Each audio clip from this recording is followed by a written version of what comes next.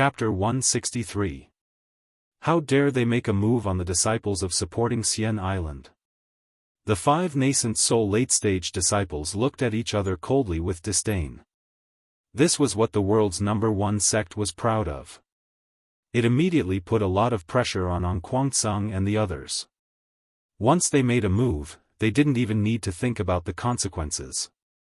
Although the disciples of supporting Xian Island had a cruel competition on the island, they were able to stand out and come here.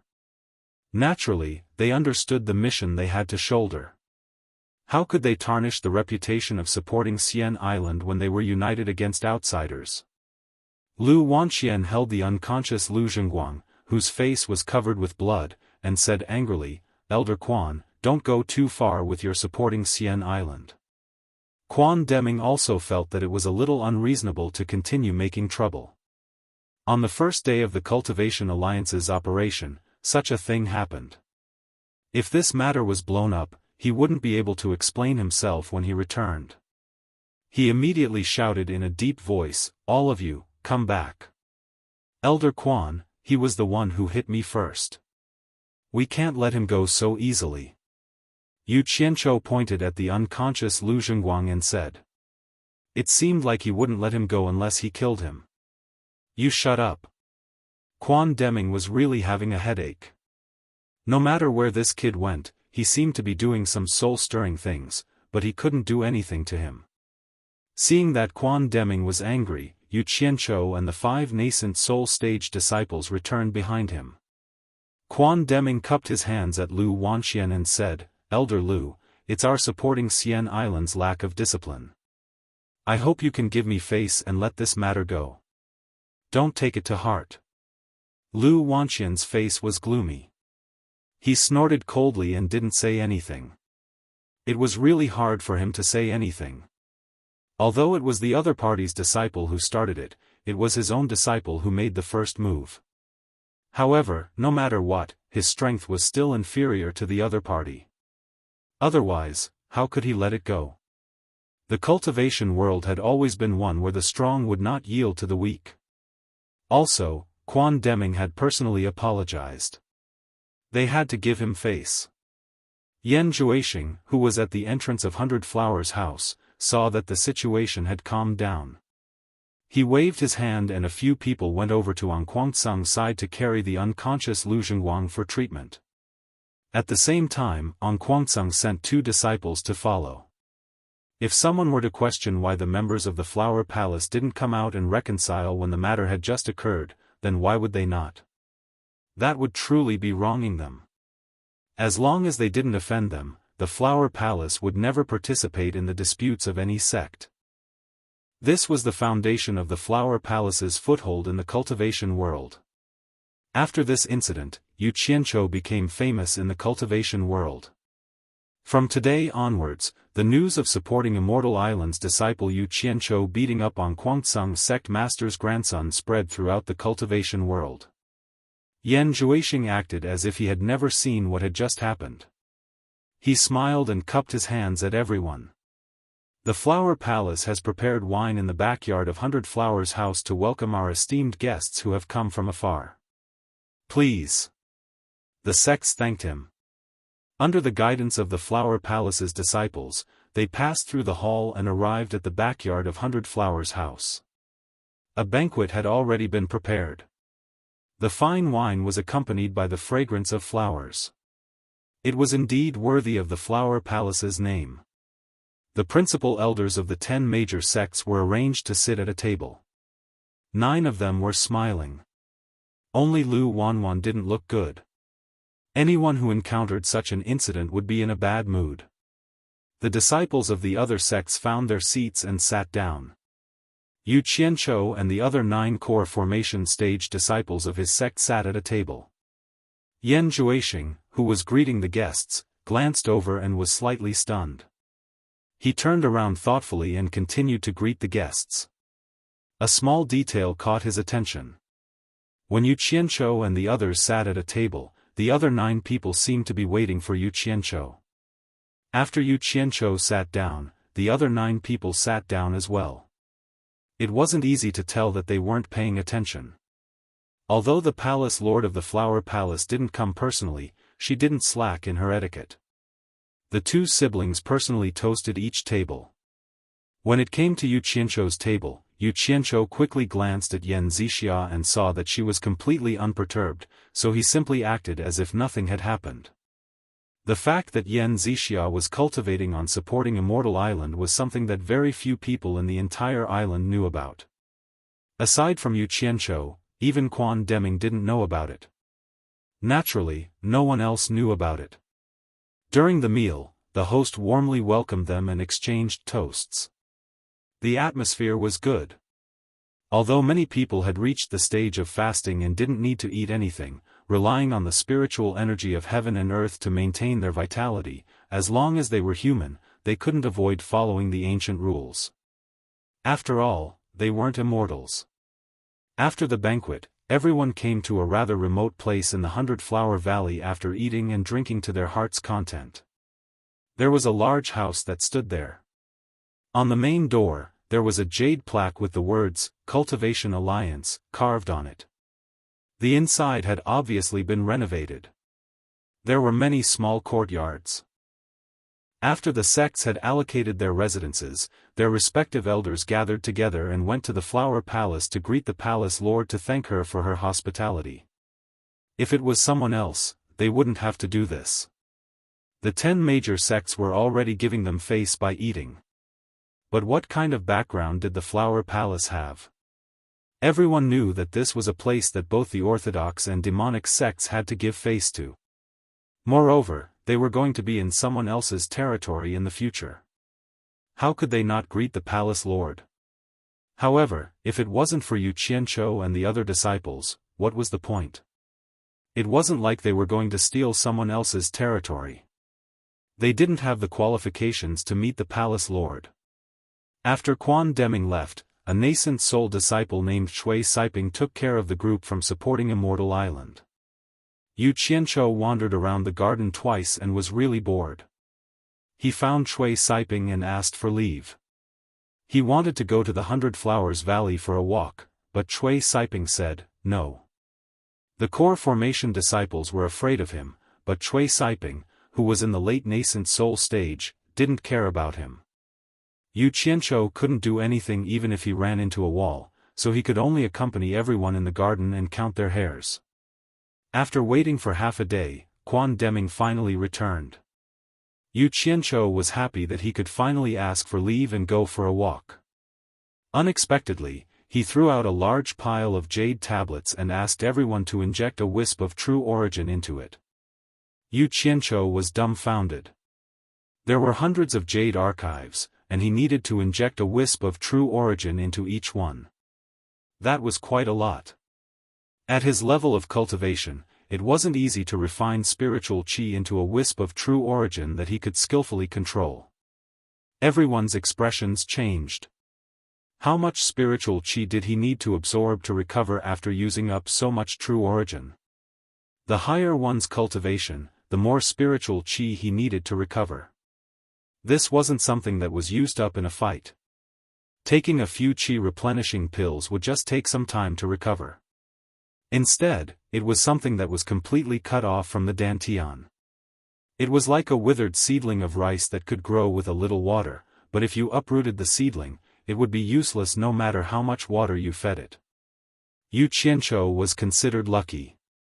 He had enough spirit stones to support him, but it was really difficult to refine true origin to the point where he could skillfully control it. Otherwise, with so many top-grade spirit stones, his cultivation would have been blown to the end of the tribulation passing stage long ago. Why would he still be in the core formation stage? The group of people formed a circle. With Quan Deming in the lead, they passed the tablets one by one and took turns inputting them. After a round, the tablets returned to his hands. The sky had already darkened. He took the tablets and went out again, instructing everyone not to go out. Actually, there was no need for him to instruct them. Everyone's spirits were already low. A few to the east and a few to the west sat cross-legged in the garden. Each of them took out a vitality pill and prepared to replenish their spiritual qi. Suddenly, everyone felt the garden brighten. They looked towards the source of the light. They saw a faint layer of white light enveloping Yu Qianzhou's hand. In his palm was a handful of vitality pills. There were probably more than 10 of them. Just from the appearance of the pills, it was obvious that they were much better than the pills everyone else was using. Everyone sighed inwardly. As expected of the Alchemy Pavilion's principal elder's direct disciple.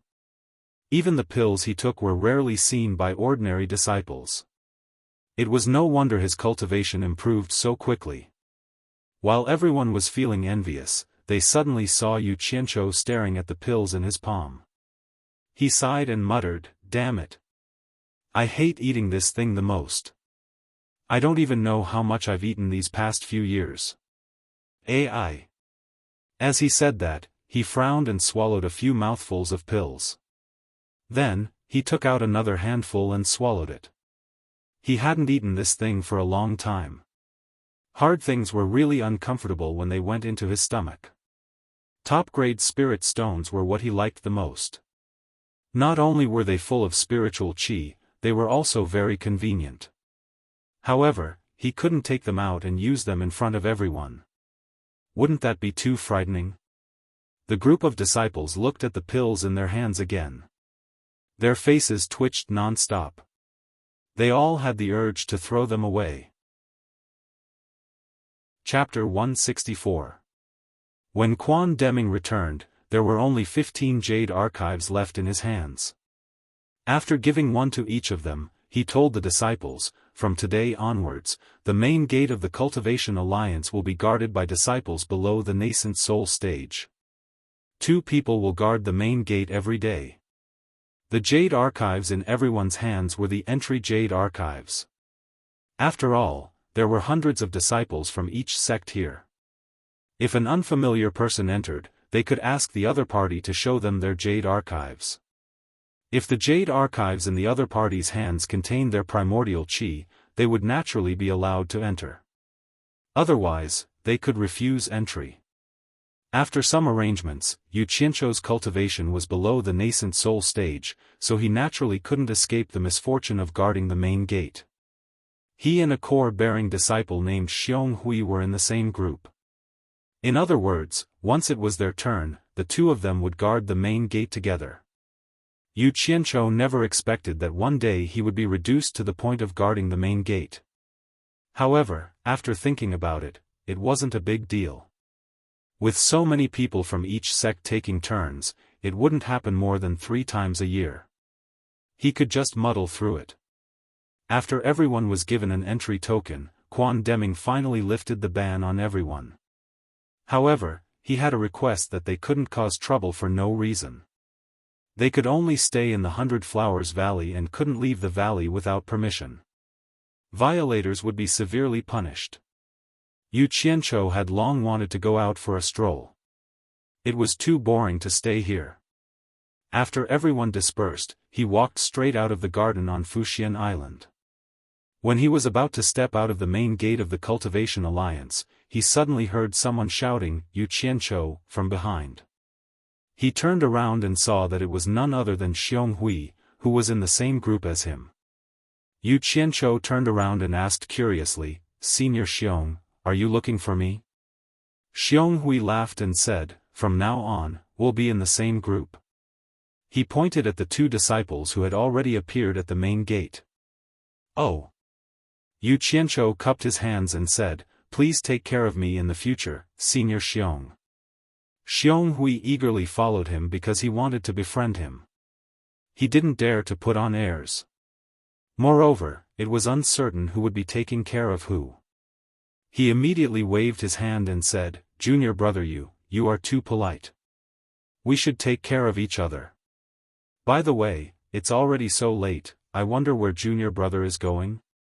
Yu Qianzhou couldn't figure out what this guy was up to. He laughed it off and said, "I'm bored. I heard that the night market in the 100 Flowers Valley is pretty good, so I want to go and have a look." "What about you, senior brother?" That's exactly what I was thinking." "Since that's the case, why don't we go for a stroll and invite junior brother for a drink or 2? Xiong Hui said with a smile. Looks like he wants to make friends with me. Yu Qianzhou waved his hand and said, how can I let senior brother spend money? Junior brother should be the one treating. Xiong Hui smiled and said, it's all the same, it's all the same. Junior brother, don't be so polite with me today. It won't be too late to invite me next time. After saying that, he straightforwardly pulled Yu Qianzhou out, and the latter could only helplessly follow. When the two of them reached the door, the two disciples guarding the door suddenly bowed together and said, Senior Yu. Both Yu Qianzhou and Xiong Hui were stunned. They stopped to size up the two of them and saw that they were only in the middle stage of foundation establishment. Yu Qianzhou asked curiously, which sect are you from? How do you know me? The one on the left said respectfully, we're disciples from the Jiuhua sect. Today, we met Senior at the 100 Flowers Valley. Oh, I see. Yu Qianzhou scratched his head. He couldn't figure out what kind of sect this Jiuhua sect was, but it was definitely not one of the top 10 sections. Otherwise, he would definitely have heard of it. Therefore, he reached into his storage bag and took out 2 essence chi pills and said, this is our first meeting, and I didn't bring anything. Take these 2 essence chi pills as a greeting gift for the two of you. As he said that, he threw one over. After the 2 disciples guarding the door caught it, they were immediately stunned. The two of them came from a small, unranked sect, so they had never seen an essence chi pill of such quality. It was cold to the touch and had a hazy white pill halo. Normally, an ordinary essence chi pill cost 50 low-grade spirit stones, which was enough to cover the spirit stones that the sect gave them every month. Therefore, essence chi pills were not something that disciples from small sects like them could afford. For a pill of this quality, the price would probably double. When the two of them came back to their senses, they realized that Yu Qianzhou and the other person had already walked far away. They couldn't help but shake their heads and sigh. The number 1 sect in the world was indeed not something that ordinary sects could compare to. In fact, it was the first time that Xiong Hui had seen this kind of essence chi pill with a pill halo, let alone them. He was also deeply moved. Who said that auxiliary sects were not as good as the cultivation pavilion? If he had known earlier, he would have joined the alchemy pavilion back then. The two of them chatted as they strolled to the night market in the 100 Flowers Valley. They saw that everywhere was filled with sparkling fluorescent stones. Under the dim light of the night, the entire night market was particularly enchanting. Looking around, the people wandering around, whether they were from the righteous path or the demonic path, were all leisurely and contented. There was no shouting and killing scene like in the outside world. Xiong Hui couldn't help but sigh and say, it would be great if the entire cultivation world could live in peace like this. Yu Qianzhou glanced at him and faintly smiled. Live in peace? Whether it was the secular world or the cultivation world, people were selfish. If everyone was selfish, then there would definitely be disputes. Unless everyone held the lofty ideal of starving to death and raising their birds to the sky, the waves would still be there. However, when he saw the night market in the 100 Flowers Valley, Yu Qianzhou felt a lot more emotional. He thought back to when he kidnapped Guan Yu and brought him here for the sake of his foundation establishment. Then, he took in Chen Feng here, and finally, he and Chu Ping fell in love at the 100 Flowers Valley. In the blink of an eye, so many years had passed. In this situation, how can we not drink a few cups to liven things up? Junior brother Yu, where do you think we should go to drink a few cups?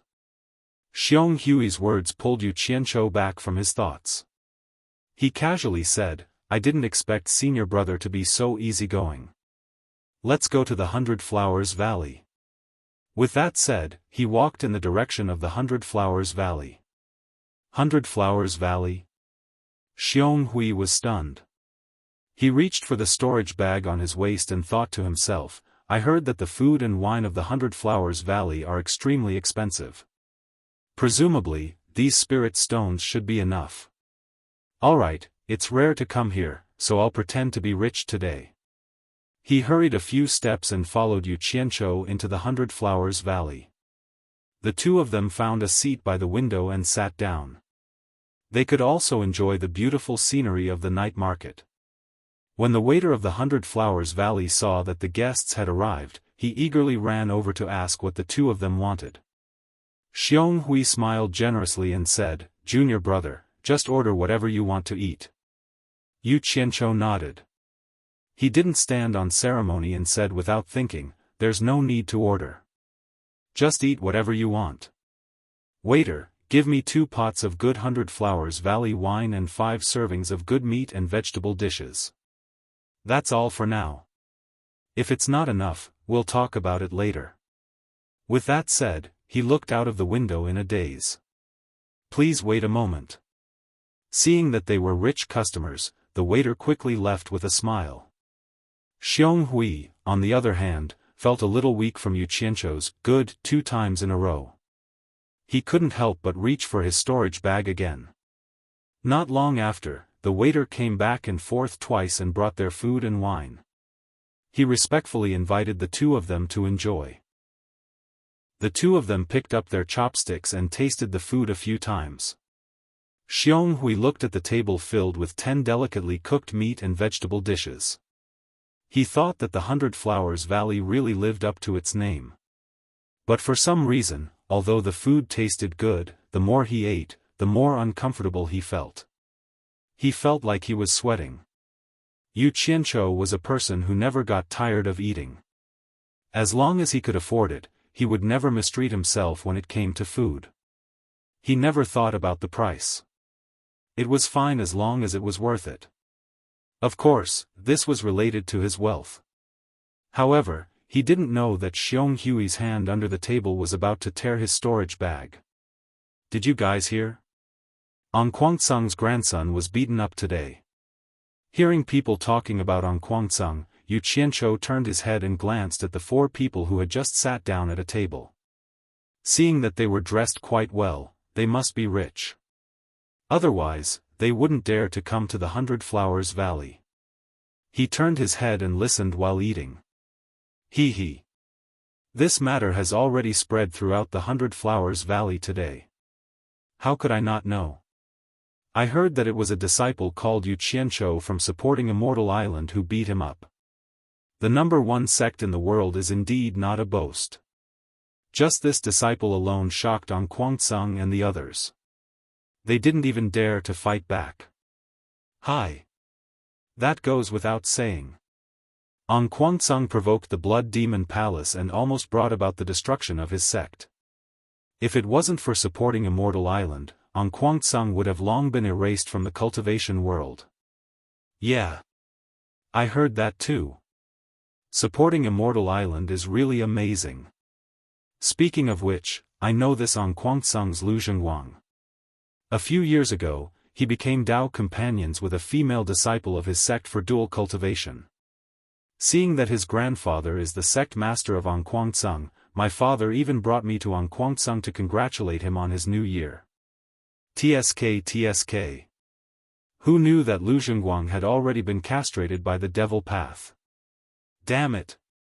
How dare a eunuch pretend to do dual cultivation? What a pity for that beautiful female disciple.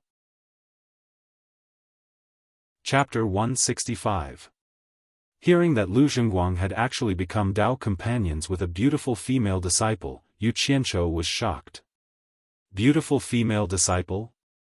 Could it be Chu Ping, or? As the saying goes, beauty is in the eye of the beholder.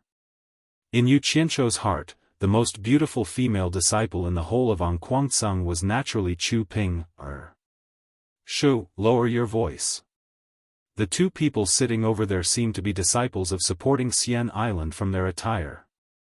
The 4 of them looked towards the window and instantly shut their mouths. Coincidentally, the waiter came over to ask the 4 of them to order, so they immediately changed the topic. Yu Qianzhou was listening to the crucial part, but they didn't say anything. This matter concerned Chu Ping, so how could he bear it? He stood up slowly and walked towards the table of the 4 of them with a gloomy face. Xiong Hui was in a bad mood.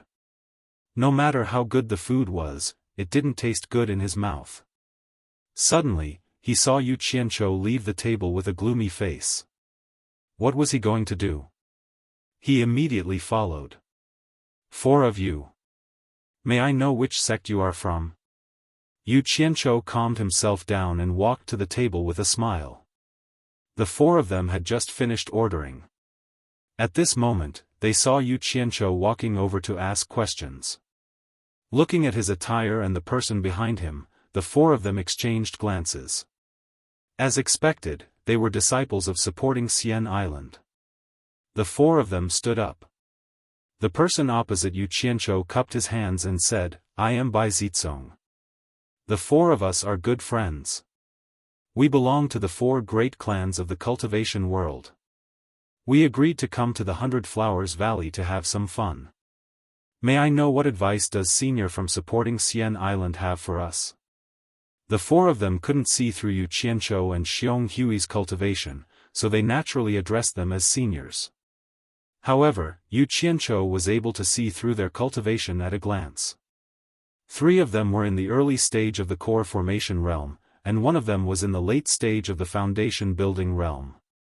The four great clans of the cultivation world were the four great clans between the righteous and demonic paths. They were quite similar to the 100 Flowers Valley, neither belonging to the righteous path nor the demonic path. It was rumored that the four great clans were of the same breadth and branches, and their strength was also extraordinary. Of course, Yu Qianzhou had heard of them. He squinted his eyes and asked with a smile, "Are you from the Bai, Jing, Wu, and Tan families?" The four of them cupped their fists and said, "That's right." Bai Zizong respectfully asked, "May I know who Senior is from Fuxian Island?"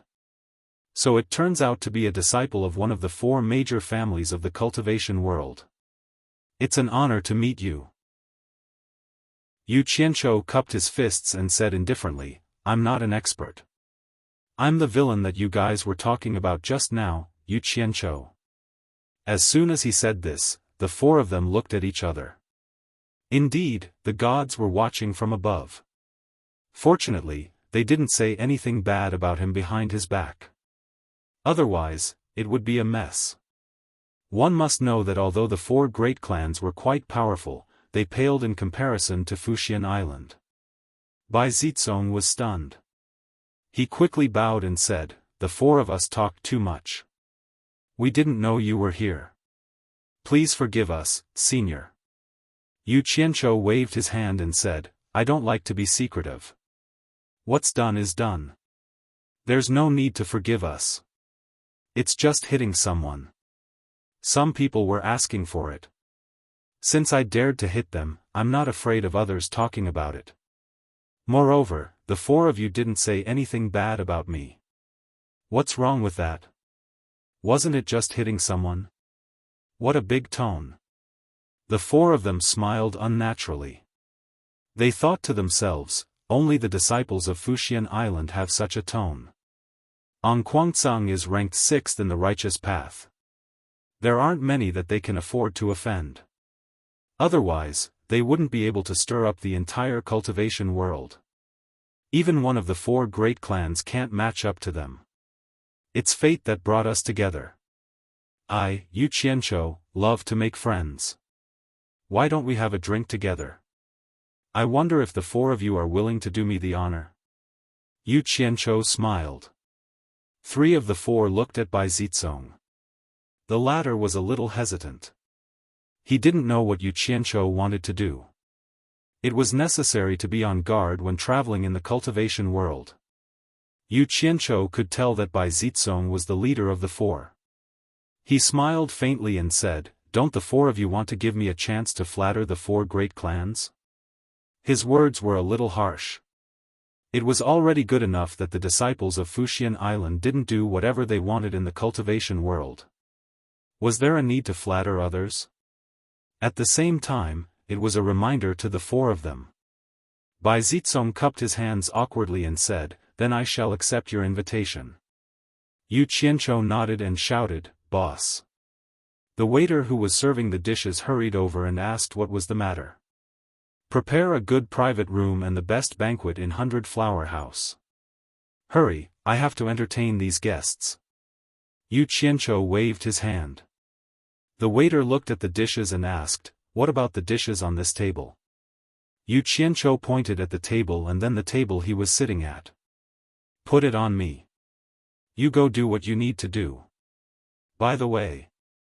He changed the topic and stopped the waiter. "This table of food and wine hasn't been touched yet. Go to the night market outside and find 4 cultivators who are currently living in poverty. Tell them that 100 Flowers House made a table of food and wine and invited them to taste it for free. You have to explain to them that after tasting it, they have to evaluate the taste of 100 Flowers House's food and wine. Don't say that it's free, understand?" The waiter was stunned. He scratched his head. He had never seen such a strange customer.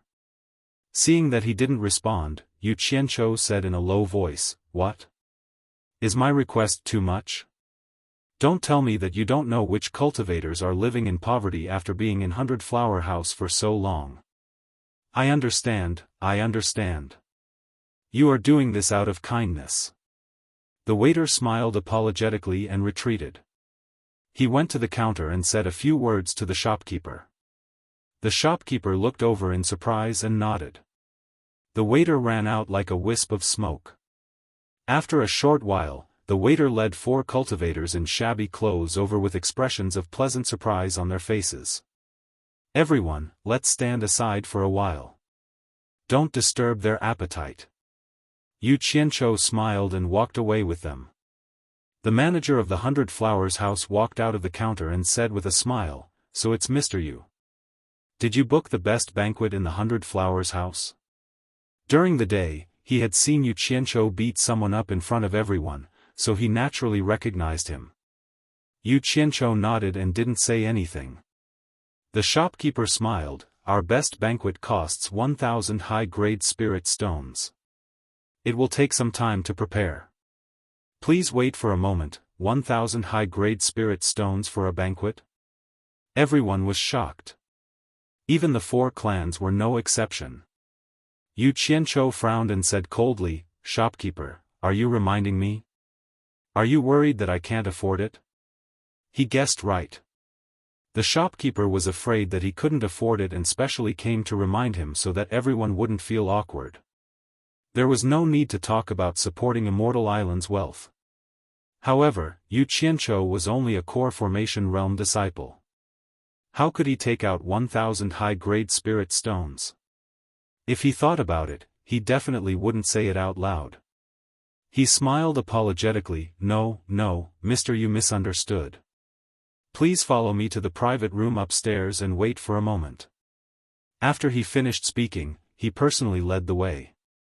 He thought to himself, "You're a disciple of supporting Immortal Island, so it's not good for me to offend you.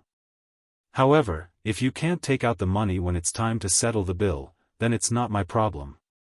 Naturally, someone will come looking for your supporting Immortal Island." Chapter 166. The second floor was for the guest rooms, where Yu Qianqiu had stayed before. Nobody knew what the third floor was for. They followed the innkeeper all the way to the top floor, the 4th floor. They pushed open an antique red sandalwood carved wooden door, and a bright and spacious private room appeared in front of them. The innkeeper asked them to wait for a while, then left with a smile. They peeked through the window and looked out. As there were no taller buildings around, the 100 Flowers Valley was right in front of them under the dim light of the night. If it was during the day, it would be a different scene. He then looked at the furnishings around the room. Every single one of them was exquisitely crafted, quiet, and emitted a faint sense of elegance and nobility. The night breeze blew over, bringing with it the faint fragrance of 100 flowers. There was also a bed for Xiao Tian in the inner room, and a small isolated room for convenience and bathing. The so-called private room was a luxurious suite that could allow people to rest in peace. I didn't expect there to be such a good place in the 100 Flowers Valley. Xiong Hui was a little surprised. He was relaxed now, and the bills downstairs were all taken care of by Yu Qianqiu. As for the matter of fighting to treat them, he would not even mention it. As expected of a private room. Bai Zitsong looked around and nodded. Suddenly, he shook his head and said, "It's just that we can't afford to let Senior spend so much money. 1,000 top-grade spirit stones is too much. That's nothing. I've been to all the luxurious places in my previous life." Yu Qianqiu waved his hand calmly and said, "Let's not talk about money tonight. This thing is a bastard, it's too disappointing to talk about it." They were speechless. Soon after, the door was pushed open and 6 beautiful women in palace attire entered, carrying wine utensils and dishes in a single file. After going in and out a few times, they filled the bright table inside and respectfully invited them to take a seat. After they were seated, a woman poured wine for each of them. Yu Qianqiu frowned and waved his hand, saying, "You may leave. We have something to discuss, and we don't want anyone to disturb us." "Yes." The ladies bowed and put down the wine jugs in their hands. The woman behind Yu Qianqiu untied a golden bell from the necklace around her neck and gently placed it on the table. She said softly, "If the honored guest has something to summon us, just ring this bell." Yu Qianqiu turned around and saw that there was another bell on her necklace. He nodded and dismissed the women. "Oh my God! What are these things? They actually cost 1,000 top-grade spirit stones." Xiong Hui exclaimed as he poked his chopsticks. "No matter how expensive it is, it's just food, a gimmick to make money." Yu Qianqiu gestured with his hand and said, "Let's eat and talk." They would be letting themselves down if they didn't try such expensive dishes. The few of them ate a few dishes. They tasted each other a few times, but they could not find anything special. As they chatted, they became familiar with each other and started calling each other brothers. Jing Zhuo, Wu Licheng, and Tan Fei also introduced themselves. When he found out that the 4 of them were the heirs of the 4 major clans, Yu Qianqiu was not too surprised. Ordinary people would not go to 100 Blossom's house. Yu Qianqiu had something on his mind. After they got to know each other, he put down his wine cup and asked, "Brother Bai, I heard you talking about Anquangsang Lu Zhengguang's dual cultivation. You said that his Taoist companion is very beautiful. I'm really curious, who is it that actually became a Taoist companion with a eunuch?" Bai Zitsong pointed to Tan Fei and said, "You'll have to ask him. He said it, he's met her." Tan Fei smiled and said, "A few years ago, I followed my father to Anquangsang and met her. That woman is a disciple of Anquangsang. She's really pretty. As for her name, I can't remember it." Yu Qianqiu's heart sank, but on the surface, he smiled and said, "Brother Tan, you may not know this, but I've always been more interested in stunning beauties. Brother Tan, please think carefully about her name. If there's a chance, I'll go to Anquangsang and have a look. Other people are afraid of Anquangsang, but I'm not. You even dared to hit the head's grandson, so naturally you wouldn't be afraid." The few of them looked at Yu Qianqiu with a smile that said, "I'll support you." "I see. Let me think about it."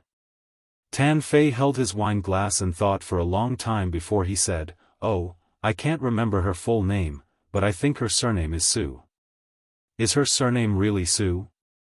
Are you sure you remember it correctly?" Yu Qianqiu continued to ask. Now that he thought about it, he remembered that Anquangsang had a pretty female disciple with the surname Su. Tan Fei frowned again and thought about it. He nodded and said, "It should be right. At that time, I heard a few female disciples of Anquangsang calling her senior sister Su." After getting his confirmation, Yu Qianqiu's heart instantly relaxed. He raised his glass and smiled at everyone. "All right, I'll remember it. Anquangsang beauty with the surname Su, if there's a chance, you must go and meet her. Don't let that eunuch take advantage of you. Come, let's have a toast." As soon as he let it go, the atmosphere among everyone changed. They let go of their stomachs and ate to their heart's content. The 6 of them ate until late at night before they were ready to leave. The golden bell rang and the 6 women entered. Yu Qianzhou waved his hand and said, "Bill please." The other 5 were shocked when they heard that. They then remembered that the dishes cost 1,000 superior-grade spiritual stones. Even Bai Zizong and the other 3 from the 4 families felt the pinch. Not long after, the innkeeper ran in and smiled respectfully, "Mr. Yu, including the 2 tables below, the total is 1,000 orders and 35 upper-grade spirit stones. You are a VIP, so the 2 tables below are free of charge. Please come again in the future. Just pay 1,000 upper-grade spirit stones. The 100 Flowers house is really rich. 35 superior-grade spiritual stones is waived just like that." Yu Qianzhou sneered and took out another storage pouch from his storage pouch. He threw it over and said, "You check if it's 1,000 upper-rank spirit stones and see if I'm missing anything." "Yes, yes, yes." The innkeeper caught the storage bag and nodded. He inserted his divine sense into the bag and was shocked. There were indeed 1,000 superior-grade spiritual stones in it. He smiled apologetically. "Please wait for a moment, Mr. Yu. I'll empty the storage bag for you." Xiong Hui was speechless. He was prepared to dine and dash with Yu Qianzhou. He did not expect him to really take out 1,000 superior-grade spiritual stones. Oh my! This was not just any ordinary kind of money. Bai Zizong and the other 3 did not know the details. They only dared to eat a meal that cost 1,000 superior-grade spiritual stones because they trusted the reputation of the supporting Xian Island. Now that they had paid so much money, the 4 of them exchanged glances and thought to themselves, the disciples of the supporting Xian Island are indeed extraordinary. They did not even blink when they paid 1,000 superior-grade spiritual stones. Forget it. You can waive 35 superior-grade spiritual stones from me. I don't care about this broken storage bag. Yu Qianzhou said and walked out. If it was any other time, he would ask for it back even if it was a piece of inferior-grade spiritual stone. He would not pretend to be generous when he was stingy. However, he was really happy today. After knowing that Lu Zhengguang's cultivation partner was not Chu Ping, he felt relieved. In fact, he was really afraid that the woman he was in love with would betray him. There was another reason. He had made friends with the direct descendants of the 4 major families in the cultivation world. He had spent a lot of money. How could he be embarrassed over a storage bag?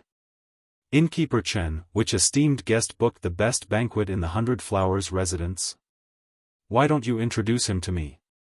Yu Qianzhou had only taken a few steps when a person's voice suddenly came from outside. Yan Zhuixing walked in with a smile on his face. When the latter saw Yu Qianzhou, he cupped his hands and said happily, "I was wondering which esteemed guest it was." "It's Brother Yu." "Brother Yan." Yu Qianzhou cupped his hands. Yan Zhuixing frowned at the innkeeper and said, "Innkeeper Chen, how much did you take from Brother Yu?" Innkeeper Chen handed over the storage bag in his hand respectfully and said, "Innkeeper Chen, how much did you take from Brother Yu?" "Nonsense." Yan Zhuixing took the storage bag and shouted, "Innkeeper Chen, seeing that you didn't know, I won't pursue this matter. But remember, Brother Yu is my friend. In the future, as long as Brother Yu comes to the 100 Flowers residence, all the expenses will be on me. Do you hear me?" Innkeeper Chen nodded. Yan Zhuixing snorted and looked at Yu Qianzhou with a smile. "Brother Yu, if you treat me as a friend, please take back the spiritual stones." Yu Qianzhou crossed his arms and smiled, not saying a word. He glanced at the shopkeeper and the master, his eyes narrowing. "Friends? Ha! It seems like this is the first time we've interacted and spoken. I've interacted with your sister before. This way, we can't be considered as friends, but as relatives. Ha! This brat is interesting. He didn't come earlier or later. He just had to come after I paid." It seems like it's already the middle of the night. He's really punctual. This brat knows how to conduct himself. Interesting. Chapter 167. Brother Yan, you're too kind. How can you eat without paying? Yu Qianzhou extended his hand to stop the spiritual stones. You can't say that. I feel like old friends with Brother Yu and I really want to be friends with you. A banquet is nothing. If Brother Yu thinks highly of me and is willing to be friends with me, then please take back the spiritual stones, Yan Zhuixing said with sincerity. Damn it. Money is a bastard. Money is a bastard. Yu Qianzhou turned around and looked at Bai Zicong and the others.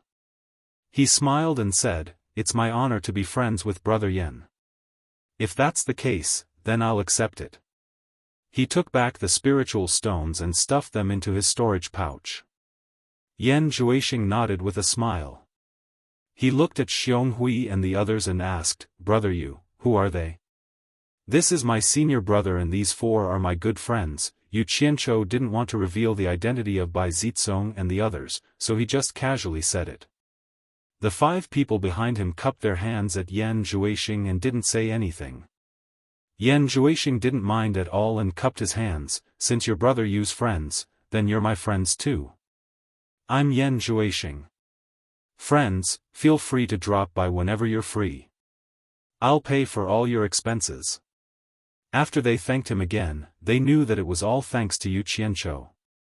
Yu Qianzhou looked out of the window and said regretfully, "It's a pity that it's getting late. We'll have to leave now. We'll come again next time. Please forgive us, Brother Yan." Yan Zhuixing nodded and smiled. "Since you're in a hurry to go back, I won't force you to stay. Please." The group of people went downstairs politely. Yan Zhuixing sent them to the entrance of the 100 Flowers house before they said goodbye. After watching them leave, Yan Zhuixing turned around and looked around the room. Seeing that there were no more guests, the smile on his face disappeared in the blink of an eye. His expression was cold and indifferent. Shopkeeper Chen, who was behind him, said, "I can't believe Yu Qianzhou can really take out 1,000 spiritual stones. Humph. Didn't you see what happened today?" Yan Zhuixing sneered, "A core formation realm disciple can make the Daluo sect and the Moon clan so friendly. He's worth more than 1,000 top-grade spiritual stones. Also, under the watchful eyes of all the major sects, he beat up the grandson of the Qingguang school's leader. Was this something a normal completion-level disciple could do?" Yu Qianzhou, Yu Qianzhou, Yu Qianzhou, who are you?" Shopkeeper Chen nodded and said, "Now that you mention it, it's really strange.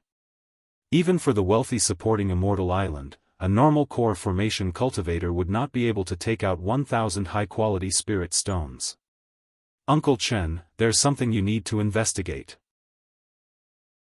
Yan Zhuixing turned around, looked outside, and slowly said, "I don't believe that Yu Qianzhou would spend 1,000 high-grade spirit stones for a few ordinary friends.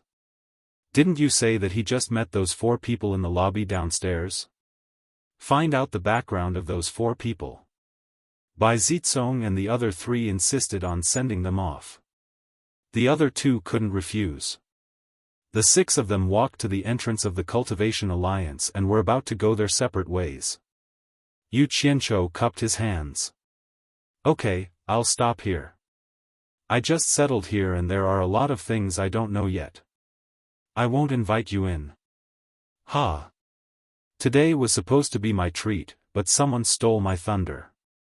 Since we're brothers, I won't stand on ceremony. I'll make it up to you next time." The 4 of them came from influential families, so they had seen a lot of hypocrisy. Yu Qianzhou's frankness caused the 4 of them to become much closer. The 4 of them looked at each other and smiled. Bai Zicong laughed.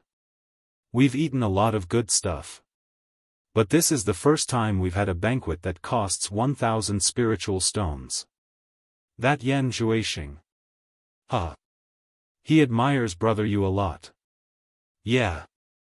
He just paid the bill and he's already helping me save money.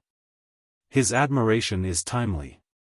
But I think he admires the four of you too. Yu Qianzhou sighed and winked at the four of them. It's so easy talking to smart people. Don't. Bai Zizong waved his hand and smiled. Our four families can't compare to your Fuxian island. Such admiration should be left to brother Yu alone. I'd rather be stupid. Otherwise, I'm afraid I won't be able to sleep at night. The four of them burst into laughter. Only Xiong Hui smiled. He didn't know what the five of them were talking about and what they were laughing about. The four families also had shops in the 100 Flowers Valley.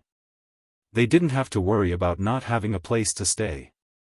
They made an appointment with Yu Qianzhou to meet again next time and went their separate ways. Yu Qianzhou glanced at Xiong Hui, then at the four of them. He shook his head slightly. The next day, Quan Deming and the elders of the various sects were busy. No one knew what they were discussing.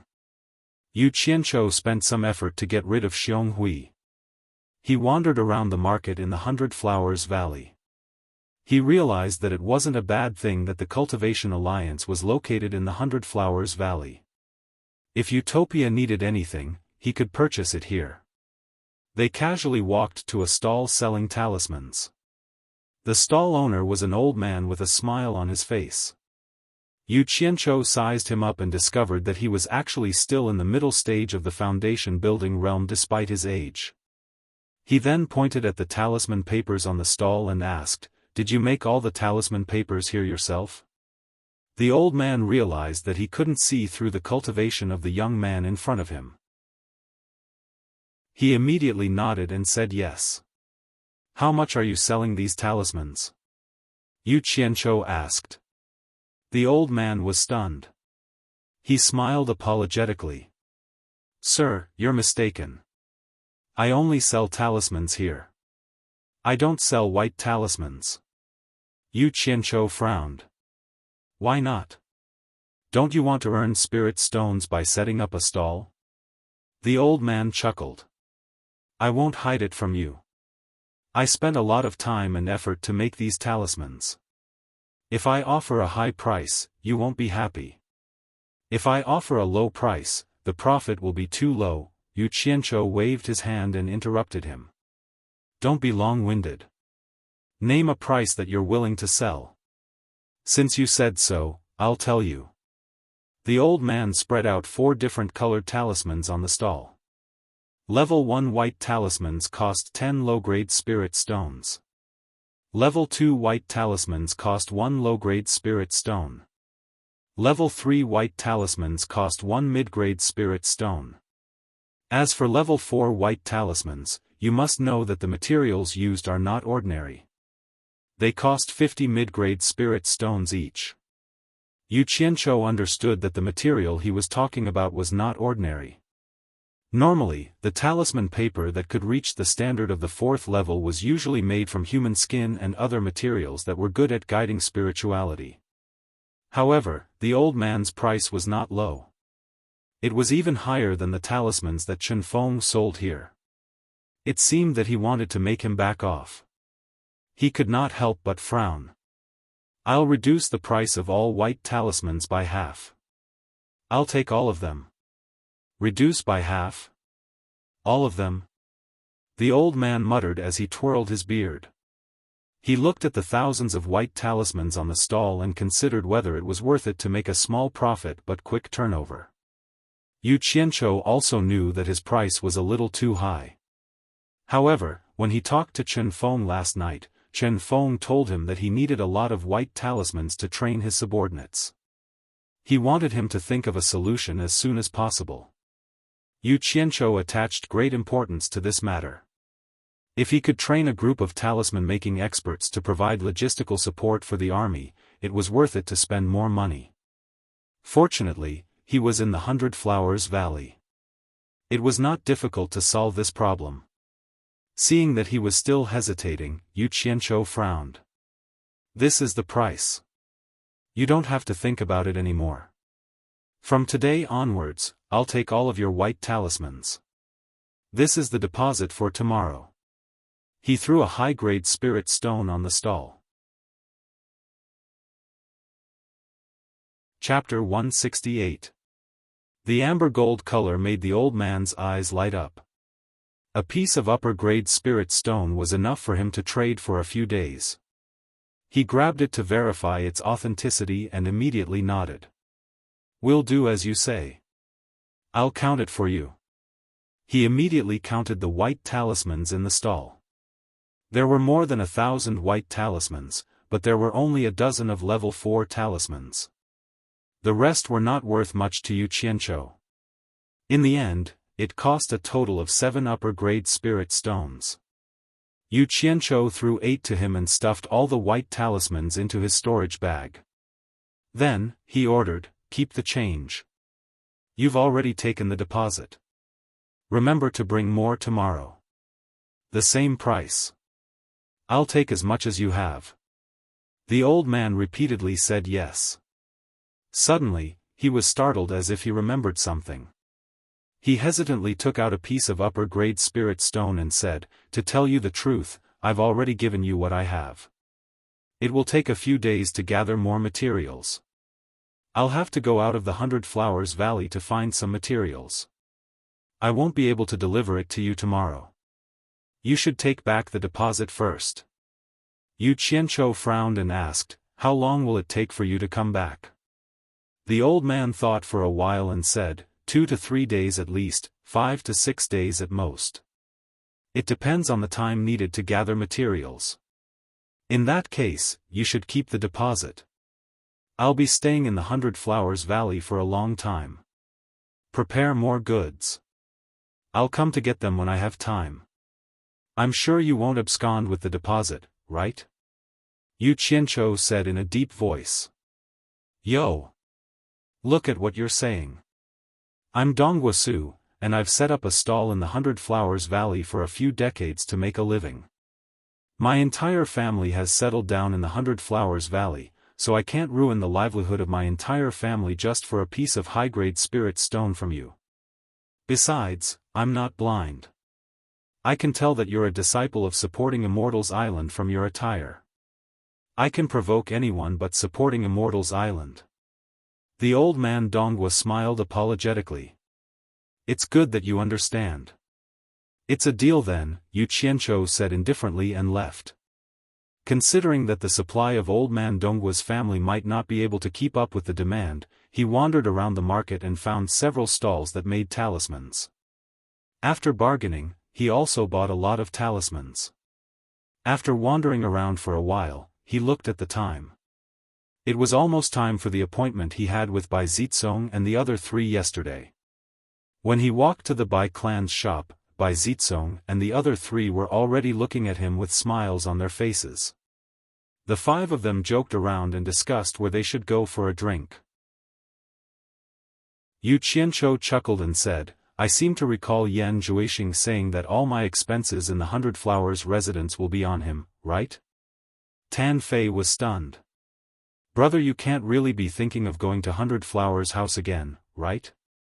"Can't I? Why wouldn't I eat if it's free?" Yu Qianzhou asked back.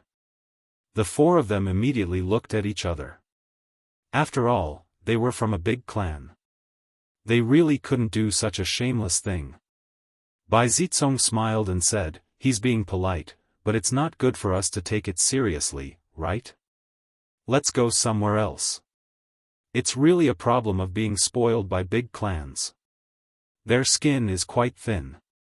Forget it, I'll take the lead. You guys can just treat it as my treat. Stop daydreaming, let's go. Let's go." Yu Qianzhou said as he pushed the 4 of them. Unable to dissuade him, the 4 of them helplessly followed him to 100 Flowers house. However, once they reached the door, they took the initiative to keep a distance from him and pretended to be calm as they looked around. Yu Qianzhou felt a little strange when he stepped into the door. Why was there no one downstairs today? When shopkeeper Chen saw him, he quickly walked over and said respectfully, "Mr. Yu, are you here to look for my young master?" "Oh. That's not it. Today, I'll treat the four of you to a drink or two." As he said that, he pointed at Bai Zitsong and the other three. When the four of them heard what he said, they didn't know whether to laugh or cry. They felt a little embarrassed and turned their heads to the side as if they were attracted by some scenery. Shopkeeper Chen was stunned at first, then his face twitched slightly. He smiled apologetically and said, "If that's the case, the five of you should go to the private room upstairs. There's no need to go through so much trouble." Yu Qianzhou waved his hand and said, "The five of us will just find a table downstairs to eat something." No matter how thick-skinned he was, he couldn't always come to eat the best banquet of others. This. Shopkeeper Chen hesitated for a while and explained, "Mr. Yu, I'm really sorry today.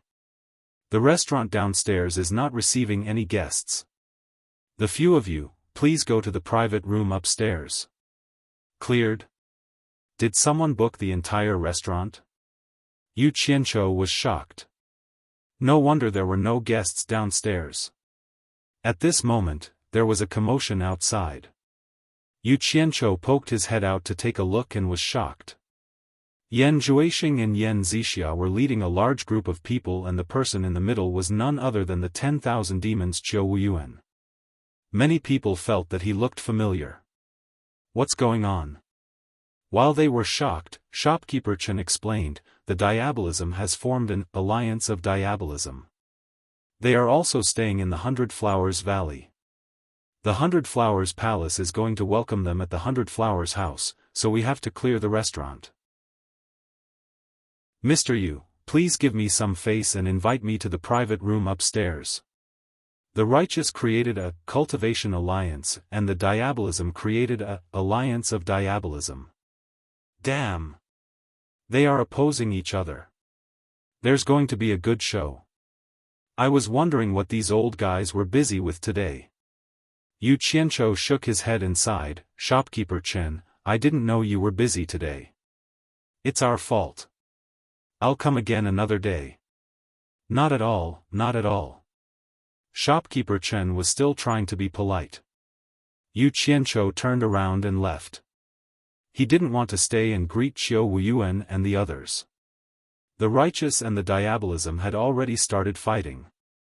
As a small disciple, it was better for him not to get involved. He called Bai Zitsong and the others to change places. The four of them didn't want to come, so they didn't have any objections. Its little brother Yu Qianzhou in front. After walking a few steps, Qiu Wuyuan, whose eyes were sharper, had already raised his voice and shouted. "Yu Qianzhou? Where? Where?"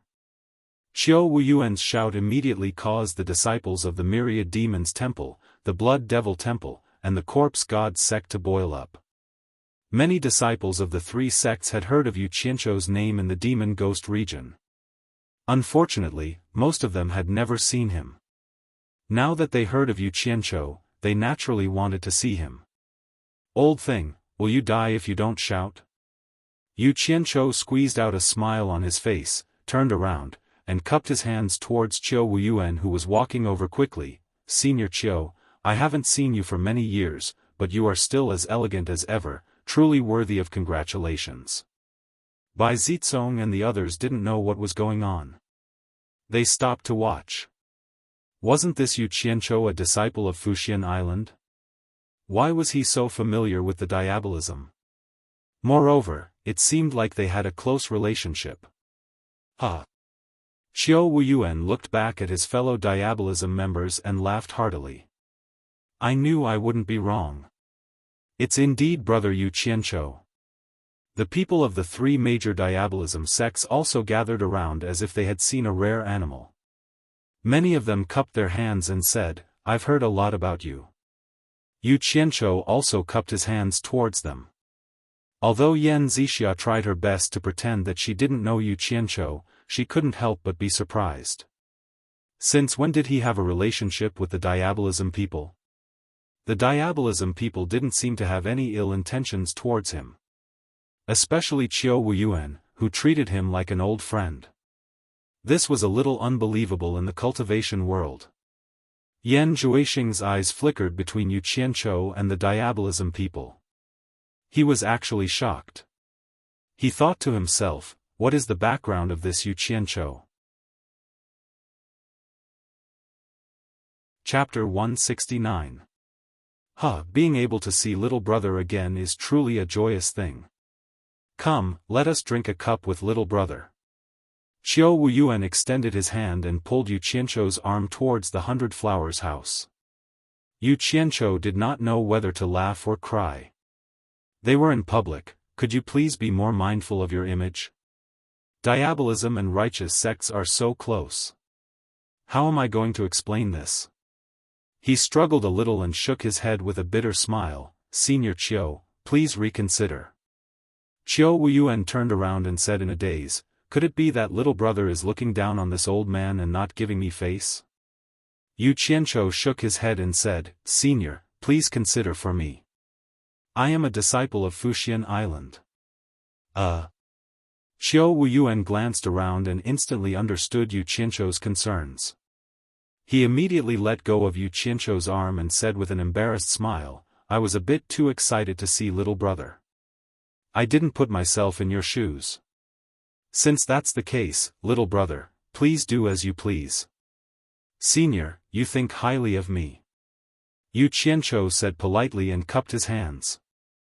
I still have something to do, so I can't stay for long. If there's a chance in the future, I will invite all of you to have a drink with me. Goodbye. After that, he pulled Bai Zitsong and the other 3 out of the crowd. The 3 major demonic sects cupped their hands at him. At this moment, Yan Zhuixing's mood was indescribable. A disciple from a righteous sect could make the 3 major demonic sects give him face. It was unbelievable. What had happened behind the scenes? Of course, he did not know that Yu Qianzhou had saved the lives of the disciples from the 3 major demonic sections. The righteous sects might think that Yu Qianzhou should have saved the disciples of the righteous sects, but to the demonic sects, it was a huge debt of gratitude. The demonic sects had always been particular about taking revenge, unlike the righteous sects who had many concerns. It was the demonic sects' way of doing things. The 5 entered a remote restaurant and sat down. Bai Zitsong applauded softly and smiled. Brother Yu is really admirable. Even the demonic sects have to look at you differently. If Brother Yu said you were just an ordinary disciple of Fuxian Island, I wouldn't believe it even if you beat me to death. Seeing that the 4 of them wanted to ask, Yu Qianzhou waved his hand. Stop, stop. I am indeed an ordinary disciple of the supporting immortal island. It's just that some things happened in the past. My sect also knows about it, but it's not convenient for me to tell you now. Don't ask. Even if you ask, I won't tell you. When the time is right, I will not hide it anymore. He said it so straightforwardly, so the 4 of them didn't ask any more questions. They called for food and wine to be served. They chatted and laughed for a while. After eating and drinking, Yu Qianzhou told the 4 that the elders of the sect allowed him to bring his friends to visit the Cultivation Alliance. He didn't know if the 4 of them would be interested. In fact, ordinary people wouldn't pay attention to the 4 of them because of their identities. They got along with Yu Qianzhou purely because of the golden signboard of Fuxian Island. After spending some time with him, the 4 of them greatly appreciated Yu Qianzhou's straightforward character and treated him as a friend. Now that they heard that they could visit the Cultivation Alliance, they readily agreed. It was not a place that ordinary people could enter casually. Yu Qianzhou threw out some spiritual stones to pay the bill. The 5 drunkards walked toward the Cultivation Alliance, chatting and laughing. When they came to the gate, they suddenly saw a few people coming out. It was Lu Wanwan who led them out. The 2 of them looked at each other. Lu Wanwan snorted coldly and ignored him. Yu Qianzhou glanced at him casually and ignored him. Suddenly, his eyes swept over a beautiful figure among them, and his body suddenly trembled. The few of them brushed past them. Yu Qianzhou was stunned and slowly turned around. If he didn't see it wrong, the beautiful woman was none other than Kuangsang's Chu Ping. Why was she here? She clearly saw him, but why didn't she recognize him? Could it be that his appearance had changed so much? Yu Qianzhou touched his face subconsciously. Bai Zitsong and the other three also found something wrong with him. Tan Fei suddenly said in a low voice, "Brother Yu, if I remember correctly, the beautiful woman among them seemed to be the person you wanted to see. She should be Lu Zhengguang's Taoist partner." Yu Qianzhou's entire body shook when he heard this, and then he turned around and suddenly grabbed Tan Fei's collar as he shouted explosively. "What did you say? Didn't you say that his Taoist partner's surname is Su?" The few of them were shocked and quickly separated the two. Tan Fei shouted angrily, "Brother Yu, what do you mean by this? Do you really think that the four major families are afraid of Fuxian Island?" Yu Qianzhou clenched his fists so hard that cracking sounds could be heard. He suppressed the anger in his chest and slowly said in a deep voice, "Brother Tan, please don't take offense. I was the one who didn't control myself. Please follow me, I have something to say." After that, he left. The other four people exchanged glances and nodded, then followed him. The two disciples of the Cultivation Alliance also knew Yu Qianzhou. They didn't know what happened to him. The few of them arrived at a secluded mountain field, and Yu Qianzhou slowly turned around and said in a low voice, "Brother Tan, that woman from before is a woman I haven't seen for many years. Her name is Chu Ping. Ah." They were all stunned. Tan Fei's mouth was wide open. If his woman was said to be someone else's Taoist partner, he would definitely kill that person. He couldn't help but say, how is this possible? She should be Kuangsang's disciple. How did she become your woman? Bai Zitsong also knew that the problem was getting out of hand. He frowned and said, "Tan Fei, what's wrong with you? Didn't you say that Lu Zhengguang's Taoist partner's surname is Su? How did she become the Chu Ping, that brother you mentioned? Did you get the wrong person?" Su. Chu. Damn it. It's not that I heard it wrong. It's just that it's been too long and I can't remember it correctly. Tan Fei was annoyed. Yu Qianzhou said in a low voice, "Tan Fei, are you sure that the person you saw in Kuangsang was her and not someone else?" "Brother Yu, I won't hide it from you. This woman's appearance is really good. You all saw it just now. I saw her in Kuangsang and I remembered her deeply. There's no mistaking her. She is indeed the Taoist partner that I saw in Kuangsang with Lu Zhengguang. Unless Lu Zhengguang changed again, there's no mistaking her. Damn it. What nonsense did I say? Brother Yu, I'm really sorry." Tan Fei didn't even know what expression he had when he said this. Everyone was silent. They all knew that Lu Zhengguang was a eunuch. Finding a woman to be his Taoist partner was probably to cover up his flaws. Why would he change women so casually unless he had a screw loose? "Junior Marshal Brother Yu, Junior Marshal Brother Yu." Xiong Hui suddenly appeared not far away and shouted. He jogged over and cupped his fists, smiling, "Yo! Brother Bai, Brother Jing, Brother Wu, Brother Tan, the four of you are here too." The four of them had something on their minds. They forced a smile and nodded as a greeting. Xiong Hui did not mind. He walked over to Yu Qianzhou's side and said with a smile, "Junior brother, you really made me look for you for a long time. I didn't expect you to come here. Are you here to see the scenery? What a good mood." He looked around as he spoke. Yu Qianzhou said indifferently, "Senior Marshal Brother, is there anything you need from me?" Xiong Hui nodded and smiled, "Junior Marshal Brother, let me tell you something funny. Today, people from Kuangsang came to Kuangsang to bring Lu Zhengguang back to 100 Flowers Palace. Didn't you say you wanted to see Lu Zhengguang's beautiful Taoist partner? You might not know, but his Taoist partner is here too. I saw her just now. She's really beautiful. Sigh. It's such a pity that a eunuch like Lu Zhengguang found such a beautiful Taoist partner.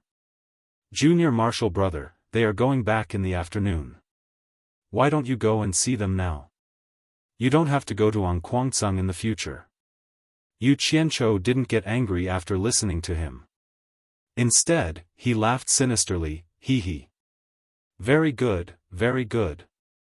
Bai Zizong and the other three knew that he was laughing out of anger. They rolled their eyes at Xiong Hui. This guy really touched my sore spot. In Utopia, Guan Yu was cultivating cross-legged on the bed. Suddenly, he heard Yu Qianchou's gloomy voice, Yun Chang. Order the troops to enter level 1 combat readiness. Chapter 170. Guan Yu abruptly opened his eyes and nodded heavily. Then, he got off the bed and opened the door.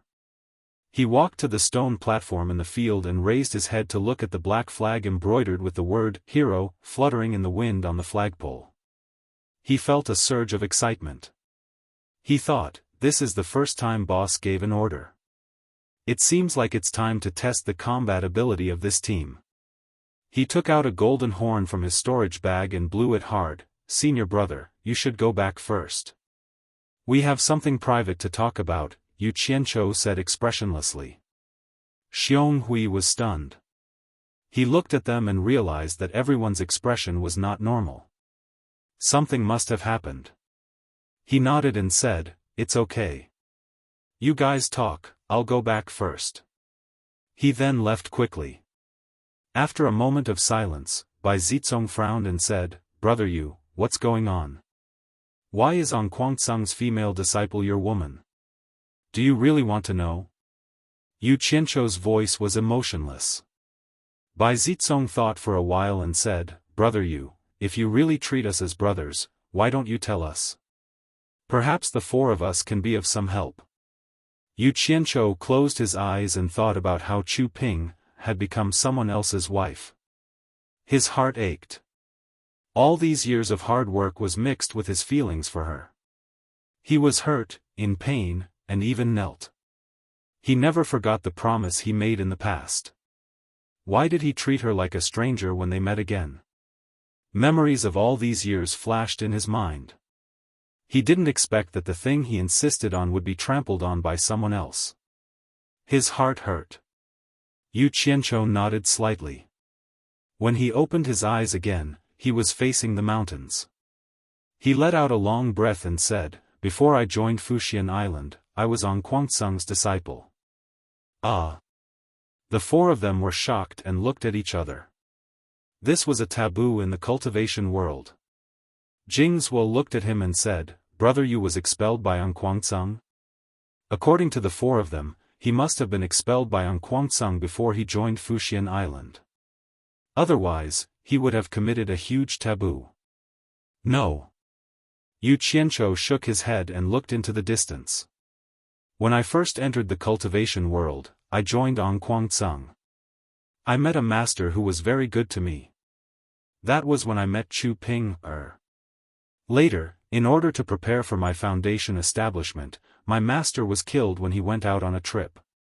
You guys haven't stayed in Angquangsung, so you don't know how difficult it is for a disciple to survive without the protection of a master. Not long after, because I got close to Chu Ping, I offended Lu Zhengguang and was sent to the Spirit Stone Mine to do hard labor. Life there is so difficult that you disciples of big families can't imagine. At that time, the people of Enchanted Illusion Palace attacked the Spirit Stone Mine. In order to escape, Angquangsung's elder Lu Wanwan used his disciples as a shield. I was one of them. He grabbed me by the neck and threw me out. Yu Qianchou paused and turned back to look at them. Fortunately, I was lucky and didn't die. At that time, I thought that since my life was so worthless in Angquangsung, I might as well leave. So I took this opportunity to escape. Later on, I met Chu Ping, again in the 100 Flowers house in the 100 Flowers Valley. The two of us made a promise to each other that we wouldn't part until we met again in a few years. It was also at this time that I personally castrated Lu Zhengguang. Ah! The four were stunned. Tan Fei was stunned. You castrated Lu Zhengguang? Yu Qianzhou nodded. That's right. Since I see you four as my brothers, there's no need to hide it from you. I can swear to God that I haven't mentioned this to anyone except the four of you. His story was half true and half false, and he even modified it a little. In the end, the four of them became somewhat excited. For Yu Qianzhou to be able to reveal such a secretive matter and even swear an oath, it was clearly true. Bai Zicong exhaled and said, "So that's how it is. What happened after that?" After that, maybe my luck changed. It was also the same day that I was introduced to supporting Xian Island. I was lucky enough to be accepted as the only disciple of supporting Xian Island's Alchemy Pavilion's principal elder. Thus, I focused on cultivation. When I stepped into the 100 Flowers Valley again, I met you four by chance. You all know what happened after that. Principal elder of supporting Xian Island's Alchemy Pavilion? Could it be the pill addict Senior Guan in the cultivation world? Wu Liqing asked. Yu Qianzhou cupped his hands in the direction of supporting Xian Island. That's my master. Jingzhou nodded. That's not bad.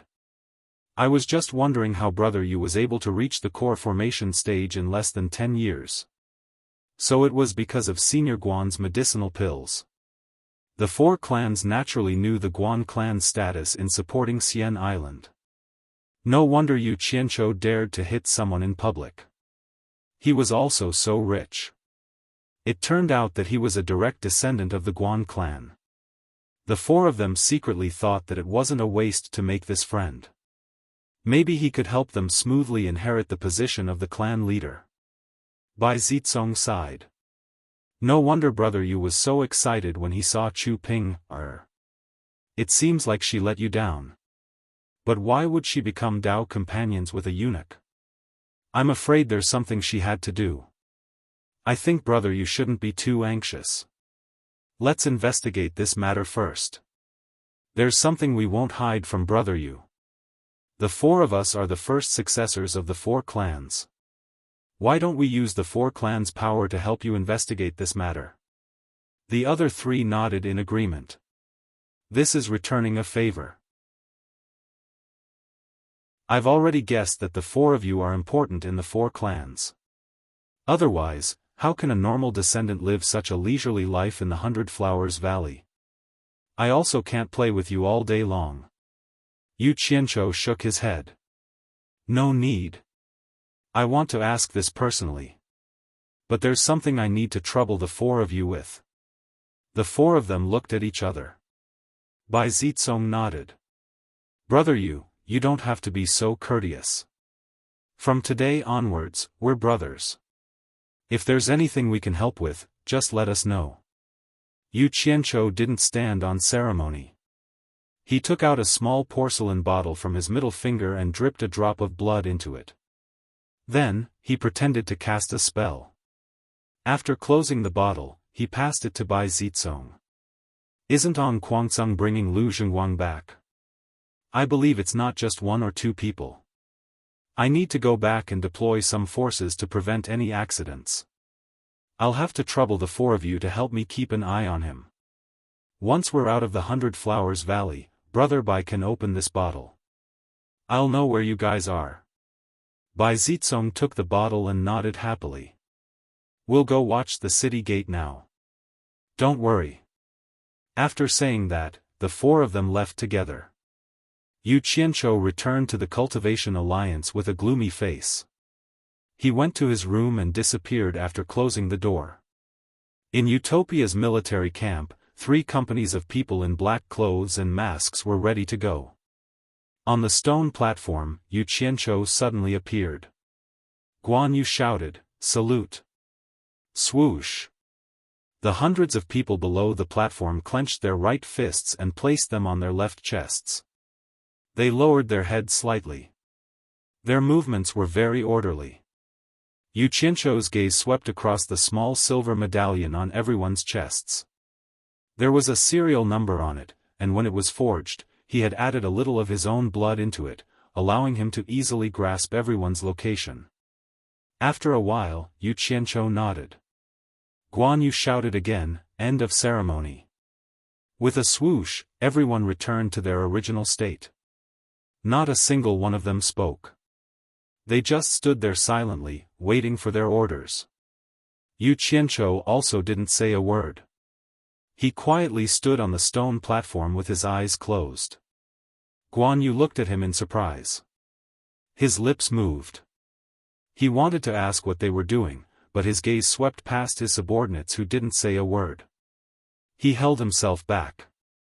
Thus, everyone stood there without saying a word. The scene was extremely strange. Chapter 171. At the exit of the 100 Flowers Valley, Bai Zizong and the other three found a table by the window in a tea house and sat down. The four of them chatted and drank tea while waiting.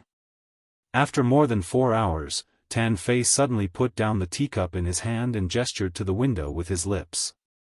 The four of them casually turned their heads to look.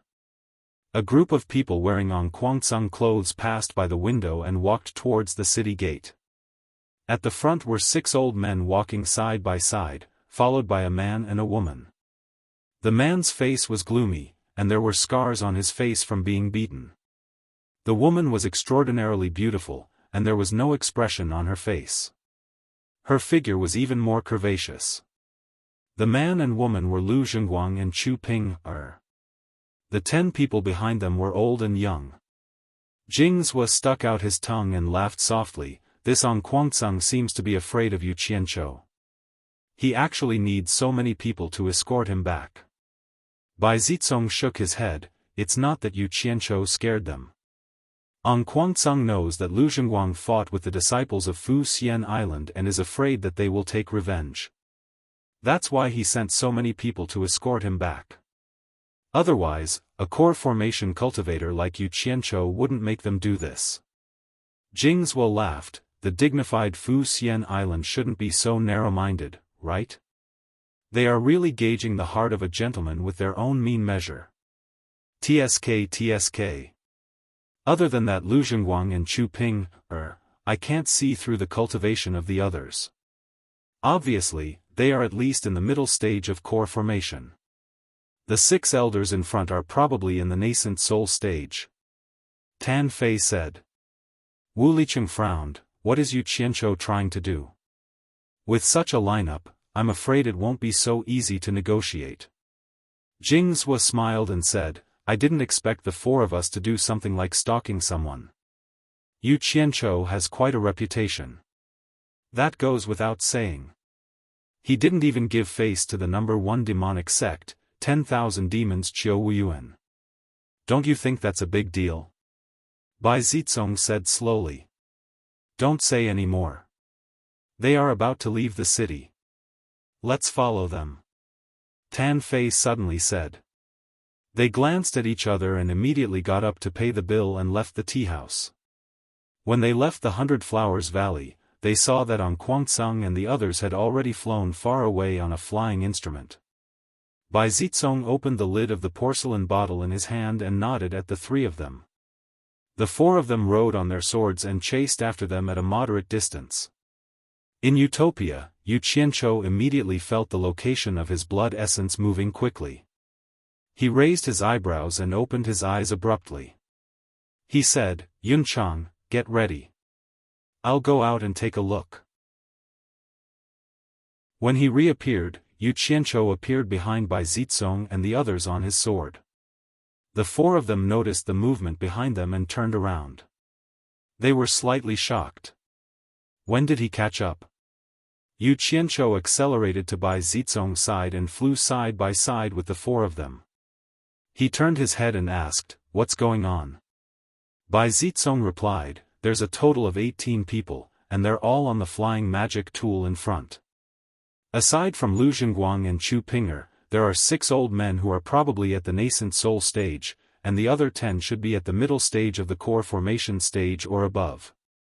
What are you going to do? Yu Qianzhou didn't reply to him. He stared at the flying instrument in the distance and narrowed his eyes. He contacted Guan Yu with his mind and said, "Flying Pursuit, Company 1, get ready." In Utopia, Guan Yu waved his hand and shouted, "Flying Pursuit, Company 1, get ready." With that order, the first team extended their right hand and placed it on the shoulder of the person in front and the left hand on the shoulder of the person on the left. The entire Company 1 was linked together. Yu Qianqiu shrouded them with his divine sense. In an instant, the entire Company 1 appeared behind the 5 of them silently. Yu Qianqiu waved his hand and pointed at the flying instrument in the distance. He clenched his fist and made an encirclement gesture. The Company 1 commander at the back nodded and made the same gesture to the 2 platoon leaders beside him. He pointed at the flying instrument in the distance. Then, he extended his hands and made an encirclement gesture with his palms. The 2 platoon leaders nodded and waved their hands. They led the 2 teams to separate from each other and quickly chased after the flying instrument. The Company 1 commander led the remaining platoon and flew forward at high speed. Bai Zizong and the other 3 saw Yu Qianqiu waving his hand and didn't know what he was going to do. Suddenly, they heard the sound of people flying at high speed from both sides. Before they could react, they saw a team of people dressed in black, with only their eyes exposed, overtaking the 5 of them. Just as they were stunned, another team of people dressed in the same clothes flew past them. Looking at their flying speed, there was no doubt that their cultivation was higher than the 5 of them. The 4 of them were shocked. Bai Zizong was stunned. "This is the power you deployed?" Yu Qianqiu nodded. The people on the flying instrument were the people An Kuangtsung had sent to pick up Lu Zhengguang. The sect master of An Kuangtsung, Lu Chongqing, loved his grandson dearly. When he received the news that his grandson was beaten up by the people from Fuxian Island, he was angry but helpless. After all, Fuxian Island was too strong. An Kuangtsung couldn't afford to offend them.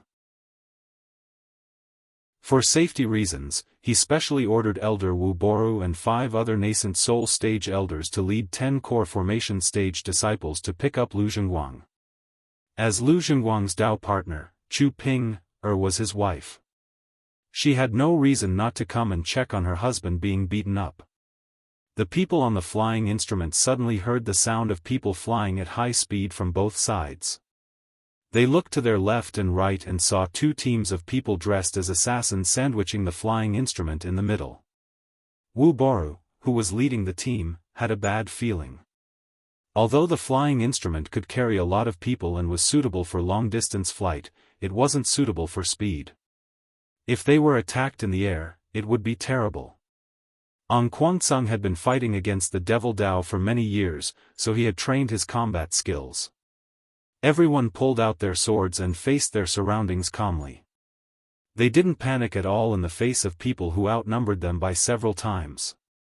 Wu Boru looked around and his eyes fell on an open space in the forest. He waved his hand and pointed. He said in a deep voice, "Go down." An elder immediately controlled the flying Dharma artifact to rush down. Once it landed, everyone on it immediately jumped down and the flying Dharma artifact was quickly put away.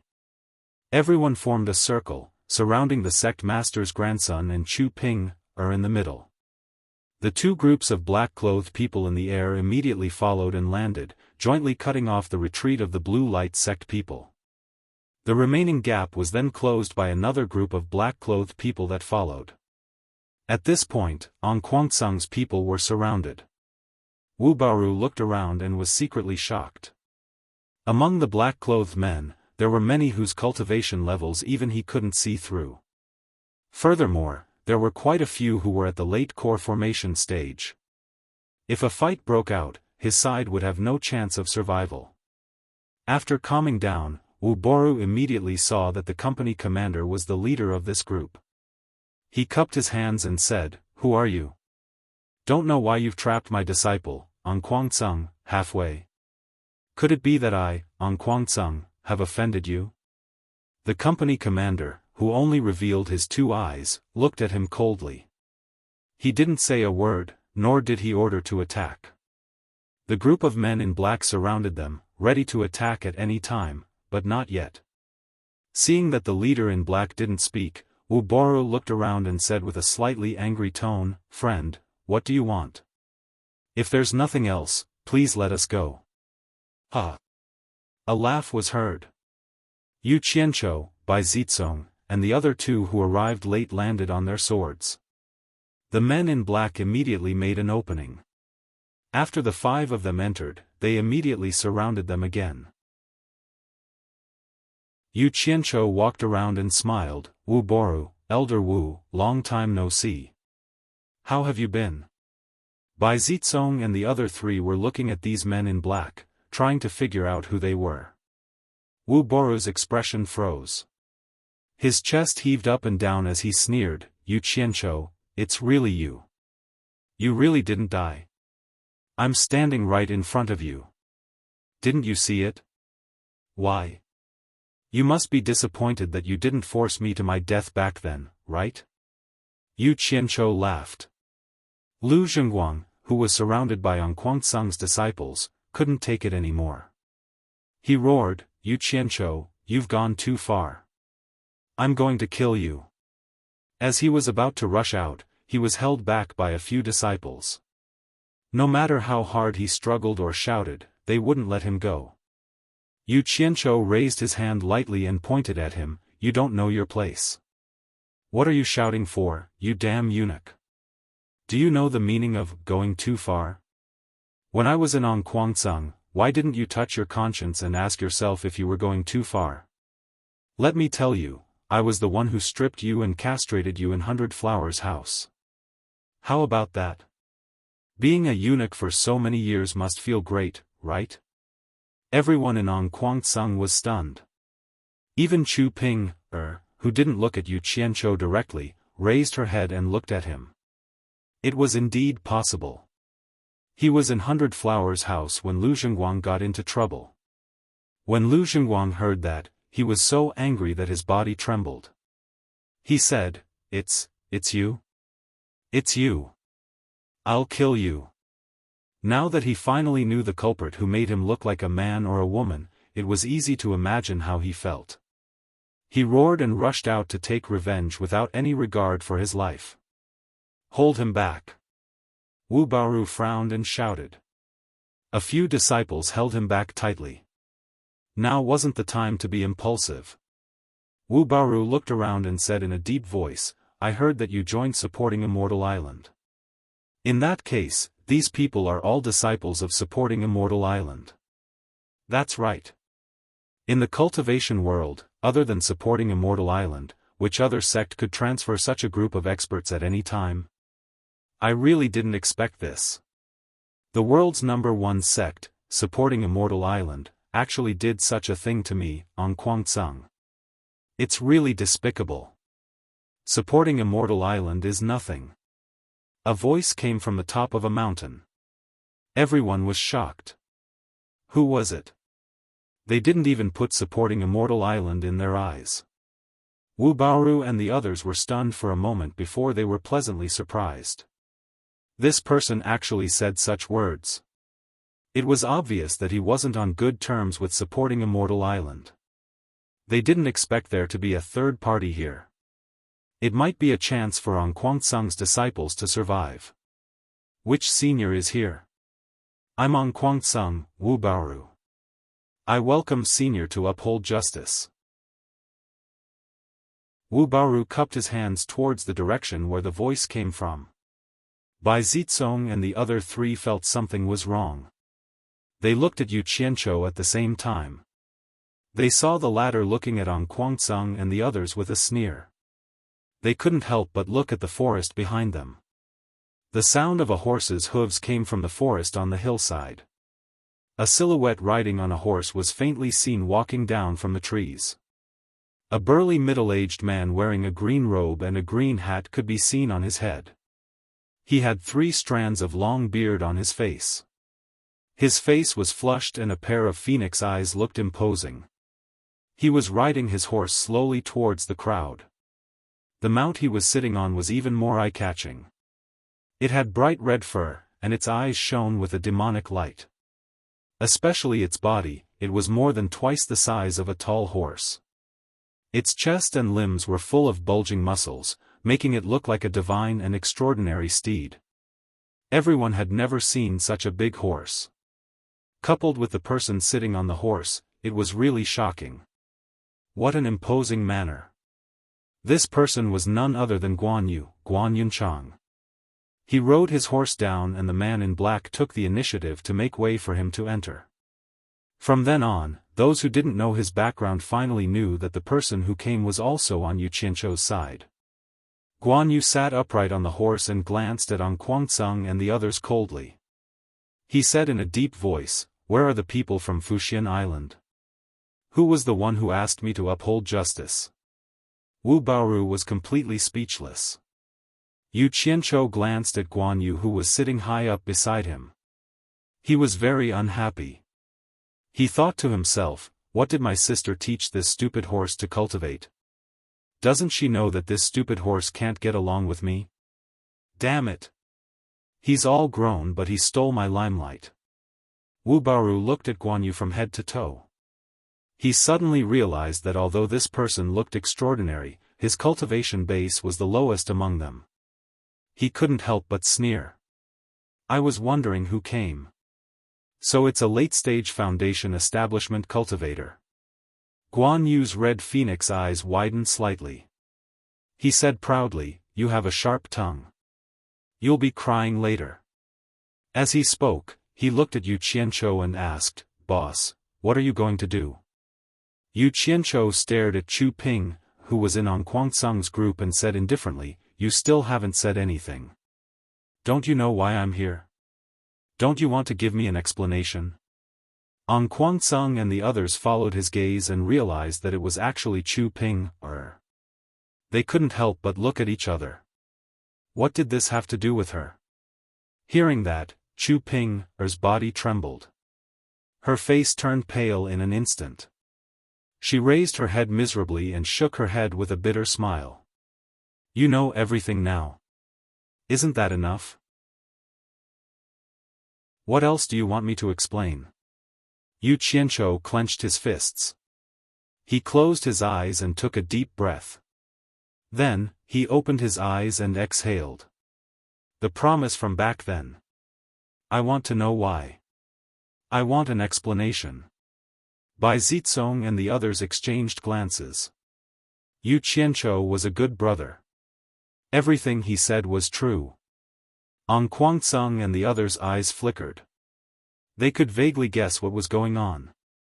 "Bitch! You bitch! How dare you have an affair behind my back?" Lu Zhengguang roared again. Although his body was restrained by his disciples, he could still move his legs. He immediately kicked Chu Ping's abdomen. Chu Ping grunted in pain. She was kicked to the ground. A few strands of her beautiful hair were messed up. She bit her lips and covered her abdomen with one hand. Then, she slowly climbed up. Yu Qianzhou felt a heart-wrenching pain in his chest. He let out a voice that sounded like it came out from the depths of hell.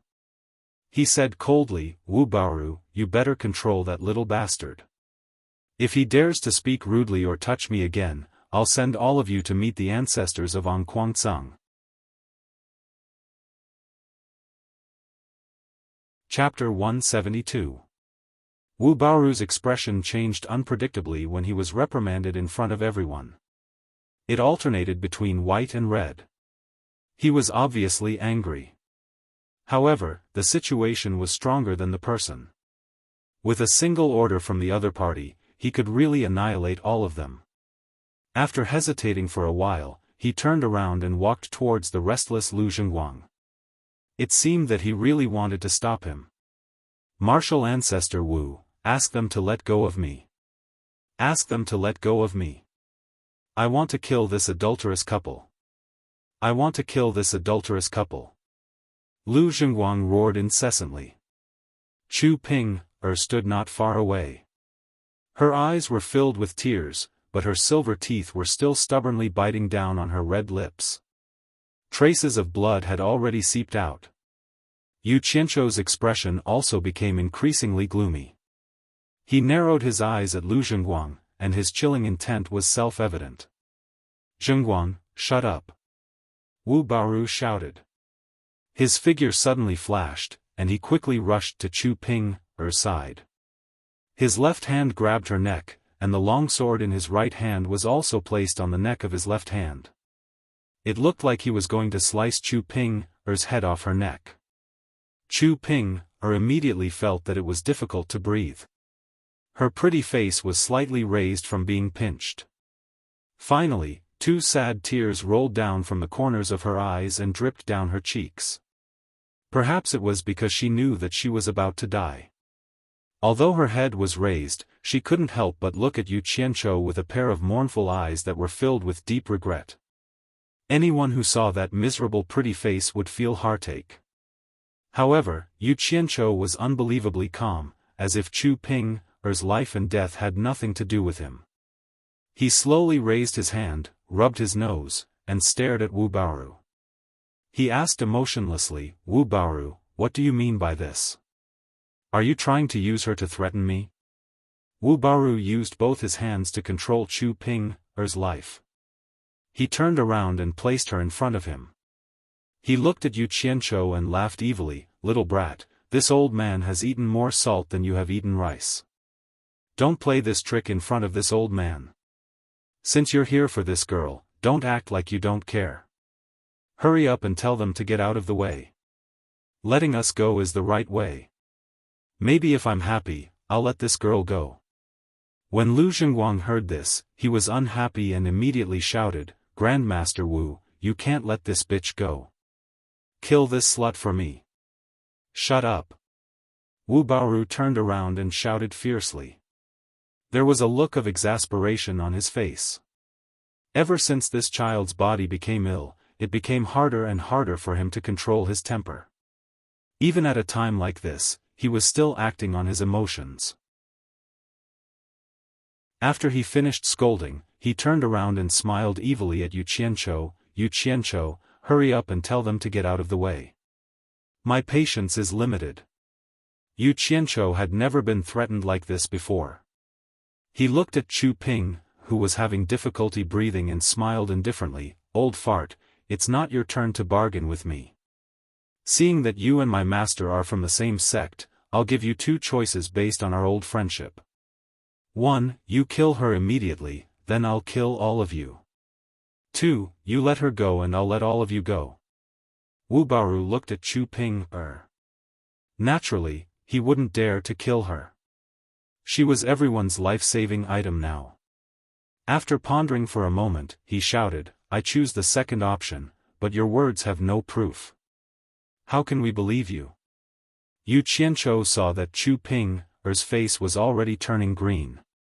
The muscles on his face twitched. He raised a palm and said, "I swear, if you let Chu Ping go safely, I'll let all of you go.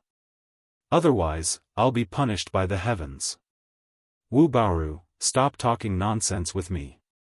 I'll count to 3. If you're late, you'll all die." He turned around and said to Guan Yu, "I'll count to 3. If they still don't let her go, I won't spare a single one and kill them all. 1. 2. He immediately started counting, not giving the other party any time to prepare. "I agree." Wu Baoru hurriedly shouted. He was really afraid that the other party would count to 3. He had no other choice. Yu Qianzhou didn't give them any time to think.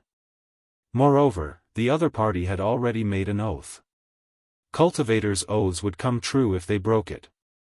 What was there to worry about? Wu Baoru let go of his hand and pushed Chu Ping out of the crowd of On Kuangceng.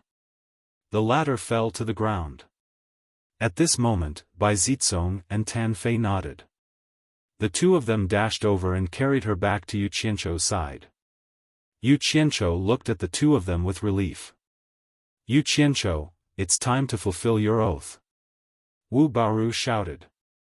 "Of course." Yu Qianzhou waved his hand at the black-clothed man diagonally across him and said, "Make way and let them leave." The black-clothed man obeyed the order and quickly made way. Ong Guangceng and the rest were overjoyed. They held their swords and retreated cautiously towards the gap. Guan Yu sat on the red rabbit, watching Ong Guangceng and the rest retreat. He was so angry that his face turned even redder. How could he not be angry when the hero army that he had trained so hard ended up like this in their first battle? Guan Yu said unwillingly, "Boss, are we just going to let them go like this?" Yu Qianzhou glanced at him and said leisurely, "I've already made an oath. What do you want me to do? Do you want me to break my oath and be punished by the heavens?" Humph. After saying that, he turned around and suddenly said, "I've made an oath. As for whether you guys have made an oath or not, I don't know. Anyway, this is not something I can control."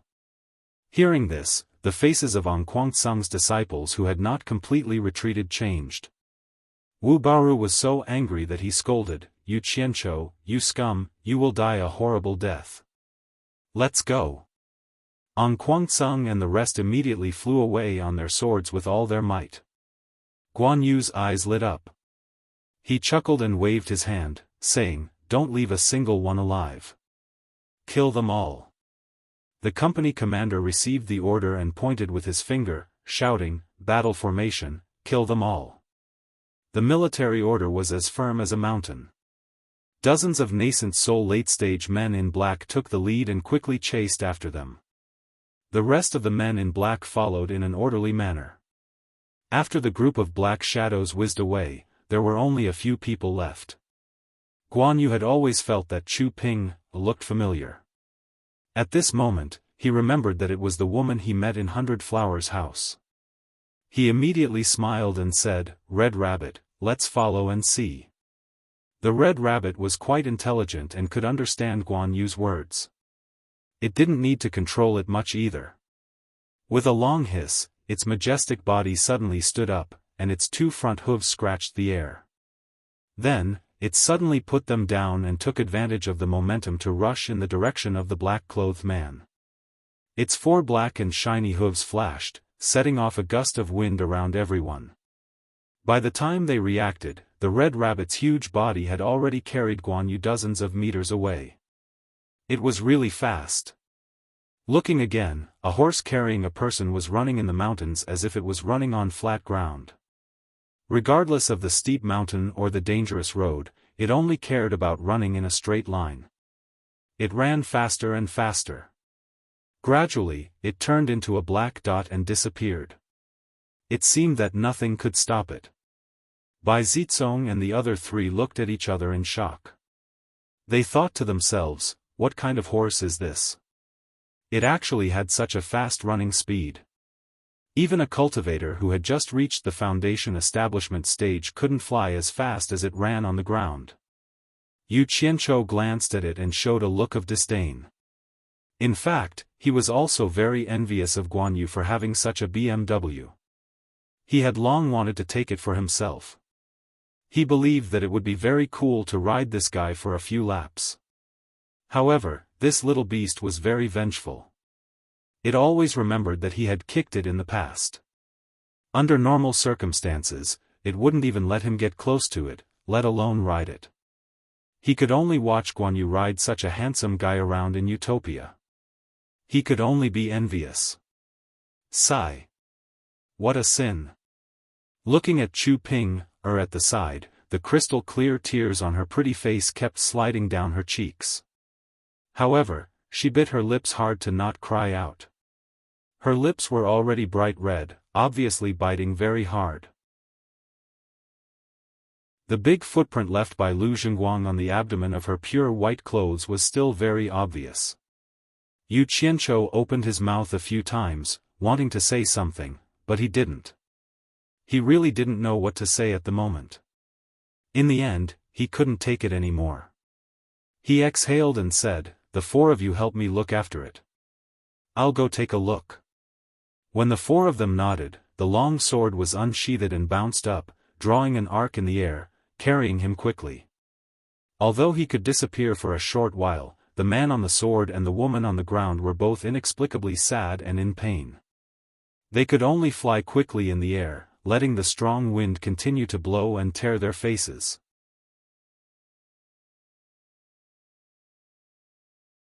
Chapter 173.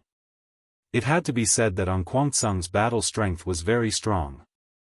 After years of fighting against the demonic sects, especially when the Blood Demon Palace launched a large-scale attack, those who survived were all people who climbed out of a pile of corpses. Not to mention cultivation, just based on battle experience, it was not something an ordinary person could compare with. However, Guan Yu's subordinates were also not ordinary. They were the outstanding disciples of the three major sects, and they were able to survive the trials in the Demon Ghost region. Every one of them was not simple. However, when comparing the two sides, Anquangsang was definitely at a disadvantage. First of all, Guan Yu's side had more people, and their cultivation was generally higher than the other side. In addition, these years of intensive training, their ability to fight together was very strong. Guan Yu rode the red rabbit on top of a mountain and looked down. Yu Qianqiu landed next to him on his sword. The two of them looked at each other and looked down at the same time. Anquangsang didn't escape for long before he was stopped by the black-clothed people. The black-clothed people who came from behind immediately surrounded them. Anquangsang and the others probably knew that they had no chance of survival. Wu Baoru let everyone huddle together, and 6 nascent soul stage elders led the way. They desperately rushed out, hoping that one of them could escape. But was it possible? The company commander coldly snorted, waved his hand and shouted, "Strangle them." More than 100 black-clothed people each took out an arrow talisman and threw it out. Rays of yellow light shot out, and Anquangsang and the others were instantly forced into a panic. Following that, more than 100 flying swords flew over, and screams could be heard. When the black-clothed people retrieved their flying swords, the ground was covered in blood, and not a single complete corpse could be found. The battle ended in just a few moves. Guan Yu looked down and shook his head. "Boss, my squad can take care of these people. Is there a need to call out a company? It's always good to be careful. You must know that our army's follow-up forces have not caught up yet, and we still haven't replenished our manpower. If we lose one person, our formation will be incomplete, and that will be a loss. It's safer to fight with numbers." Yu Qianqiu said in a low voice, "Prepare to go back." Guan Yu nodded and galloped down on his horse. He circled around the area a few times and confirmed that Anquangsang's people were all dead. After that, the entire group became one again. Yu Qianqiu flew down and covered it with his divine senses. He instantly returned to Utopia. Glancing at the severed limbs on the ground, Lu Zhengguang and Wu Baoru could be considered to have completely disappeared. However, they had died a little too quickly, which was a little different from his original plan. The sword shot out and flew away from this place. Returning to Bai Zitsong and the rest, Yu Qianqiu stared at Chu Ping and said in a low voice, "They're all dead, including that eunuch husband of yours. Shouldn't you give me an explanation now? Brother you guys talk. We'll go back first." Bai Zitsong glanced at the two of them and said. It seemed like it was a little inconvenient for the four of them to stay here while they were talking about such a topic. Yu Qianqiu nodded and continued to stare at Chu Ping, Bai Zitsong, and the other two as they left on their swords. "Why aren't you talking? Do you still remember the promise you made to me back then? Do you know that I'm here to pick you up from Anquangsang? I've never forgotten my promise to you." Yu Qianqiu's tone was calm, as if he was talking about something that had nothing to do with him. Chu Ping smiled sadly and said, "Didn't you see everything? What else do you want me to say? Anyway, I'm sorry." As she said that, she took out an exquisite storage pouch from her clothes and rubbed it in her hand. Yu Qianqiu squinted his eyes. He recognized that it was the storage pouch that he gave her back then. Chu Ping held it out with her slender hands and said, "I didn't use any of the spiritual stones inside. I'm returning it to you." Yu Qianqiu's expression was dead, and there was no change in his expression. He said calmly, I have a lot of spiritual stones. It's more than enough to buy you back from Anquang. I'm not a gentleman, and I'm very selfish. If you really want to return something to me, then return the feelings that I gave to you. Can you return it to me? Chu Ping squeezed the storage pouch in her hand, and a stream of tears began to flow down her face. She looked at Yu Qianzhou and shook her head as she cried, What do you want from me? I've already said it. I want you to give me an explanation. Is this making things difficult for you? Yu Qianzhou said softly. Yu Qianzhou, please let me go. Do you think there's a need for an explanation? Chu Ping shook her head. Is there a need? Fine, I'll tell you a story. Yu Qianzhou looked at her and said slowly, My home is in Wuxia's Swallow City. I'm sure you've been there before. Once, when I was playing in the wilderness, I saw a woman washing her hair next to a stream. I only took a glance and was deeply in love with her. I couldn't help but stare blankly. But when the woman saw me, she glared at me and flew away on her sword. From that day on, I missed that woman all the time. I finally knew that the legendary celestial beings were real. So, I searched everywhere for the path of cultivation, not for anything else, but to see her again. Hard work pays off. Later, I joined Anquang. Coincidentally, the woman of my dreams was also Anquang's disciple. The way the two of them met was really funny. I accidentally saw the female disciple bathing. I think you should know who I'm talking about now, right? Swallow City. Swallow City. Chu Ping murmured, as if she was thinking about something. After a long time, she suddenly raised her head and said, That young man was you? Yu Qianzhou nodded and said, Yes, you remember now. From the first day I joined the cultivation world until now, it can be said that everything I did was for you. Can't I get an explanation from you after I've sacrificed so much? Chu Ping, are you going to treat me so cruelly? You don't even give me a reason to give up.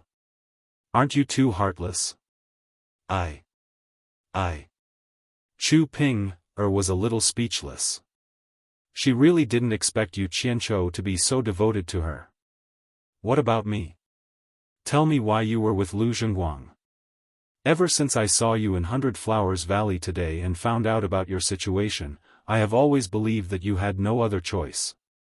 I have always believed that. Yu Qianzhou looked very affectionate, and he gave off the feeling of Granny Wolf patiently guiding him. After some torment, Chu Ping's tightly clenched teeth were finally pried open by him. It turned out that when Lu Zhengguang had an accident in the 100 Flowers Valley, the head of Anquang, Lu Chongqing, was furious and almost killed Chu Ping. Chu Ping's master, Li Rulan, argued strongly and risked defending the head to save Chu Ping. Originally, Chu Ping had thought that the matter was over just like that. However, after Lu Zhengguang recovered from his injuries, he continued to pester Chu Ping. Since Yu Qianzhou was already in her heart, it was only natural that she would ignore him. In fact, if Yu Qianzhou hadn't revealed Lu Zhengguang's matter, until now, most people in Anquang didn't know what kind of injury Lu Zhengguang had suffered. Even Chu Ping herself didn't know that he was actually a eunuch. Later, Chu Ping's master, Li Rulan, made a big or small mistake. In fact, who could not make a little mistake? However, offending the head was offending the head. Lu Chongqing used this as a pretext to make a fuss. He was determined to kill Li Rulan. In order to save her master, Chu Ping had no choice but to beg Lu Zhengguang. The latter gladly agreed, but only on one condition, which was that Chu Ping had to become his cultivation partner. On one hand, there was the promise of her sweetheart, and on the other hand, there was the kindness of her master, who was like a mother to her. Chu Ping was in a dilemma. In the end, she agreed for the sake of her master. In the end, her master was saved, and she became Lu Zhengguang's dual cultivation partner. That was how the story went. Yu Qianzhou didn't expect that he was the reason why this matter ended up. However, after thinking about it, he felt relieved. Even if he didn't castrate Lu Zhengguang, that bastard would still have a way to deal with Chu Ping. However, what he couldn't figure out was how a castrated person could have dual cultivation with Chu Ping. Yu Qianzhou asked with a strange expression, Lu Zhengguang was castrated by me. You too. Dual cultivation. That, Chu Ping, was not a fool. She naturally understood what he meant. She shook her head and smiled bitterly. I never let him touch my body, so he often hit me. At first, I thought. Who knew that you? She paused and gritted her teeth. You're really a pervert. Yu Qianzhou's eyes lit up, and he asked, You're saying that up until now, you've never let him touch your body. Then you. Although he didn't finish his words, Chu Ping already understood what he wanted to say. She shyly nodded, but then her expression darkened again, and she said, But what can I do? Everyone in the cultivation world knows that I'm his dual cultivation partner. Waha! Yu Qianzhou suddenly raised his head and laughed wildly.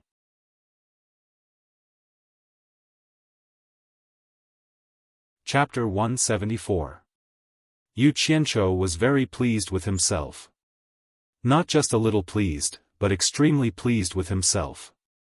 Fortunately, he didn't like that bastard Lu Zhengguang back then, so he took the initiative to castrate him. Otherwise, he would have suffered a huge loss.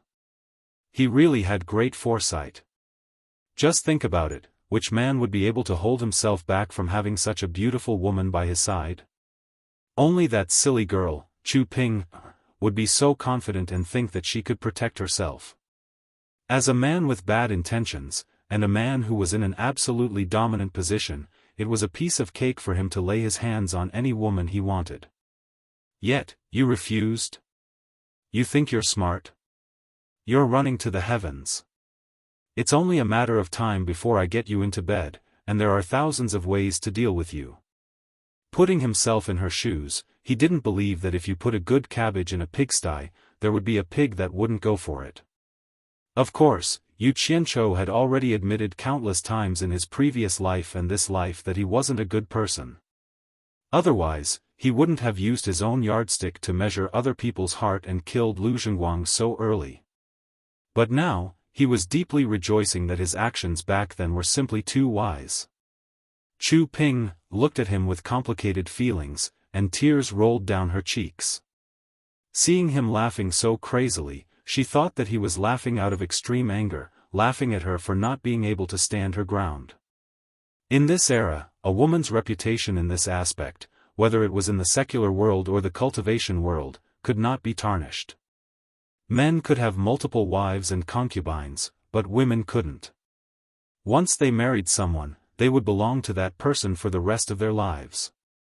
In fact, ever since Chu Ping agreed to be Lu Zhengguang's Dao companion, she no longer had any expectations for the future.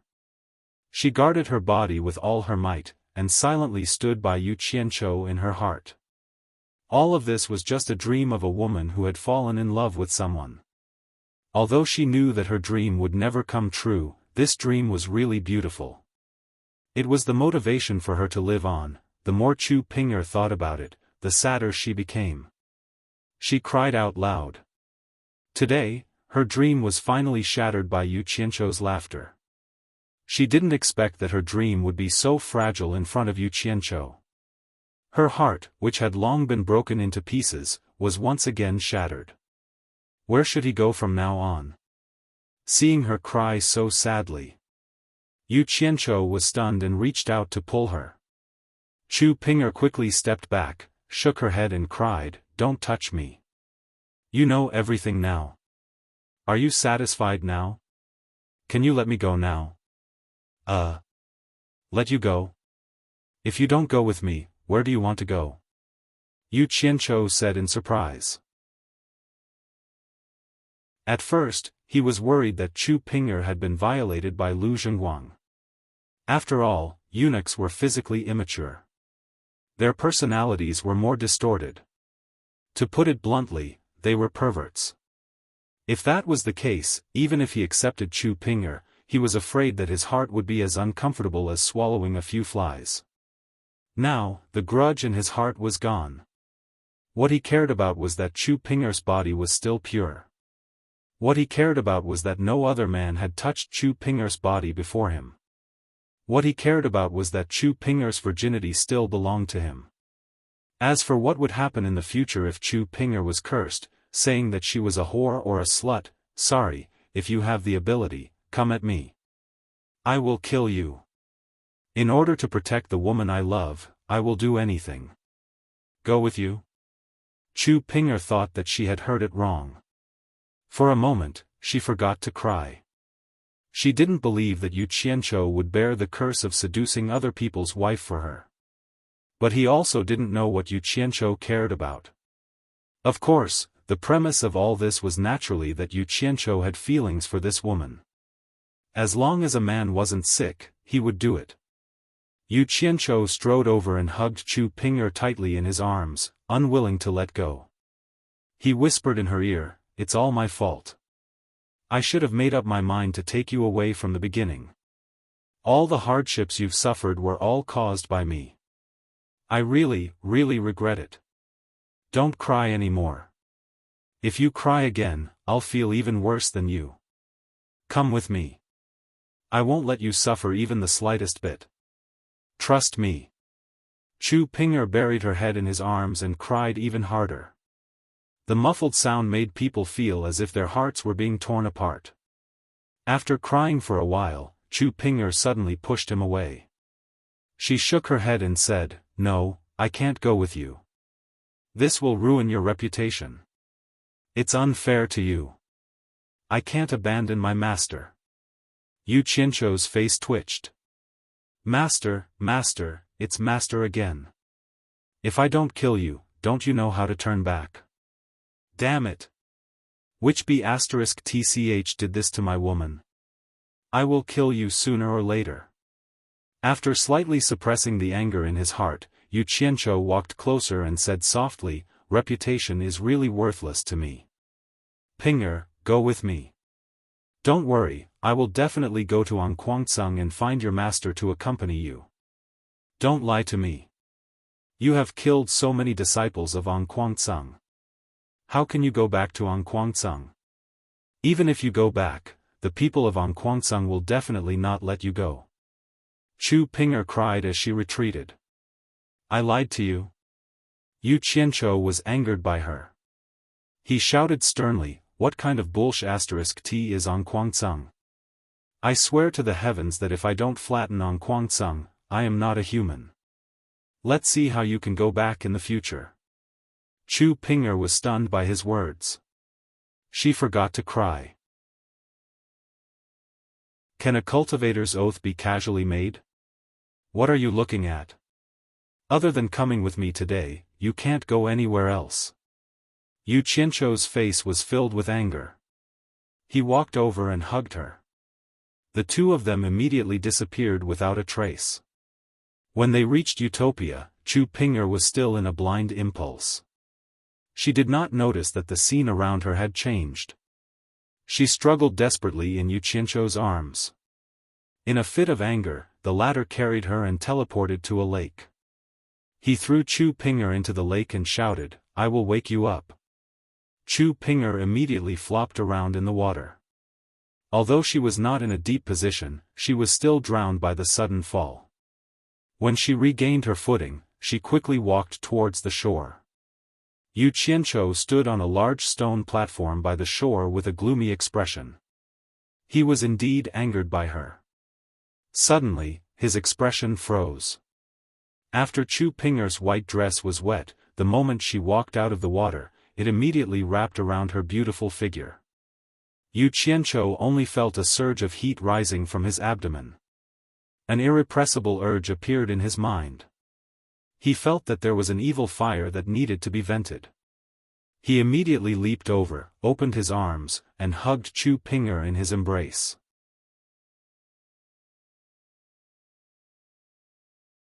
Chapter 175. The water grass by the lake was plump, but there was a disharmonious scene. The woman was pressed on the grass.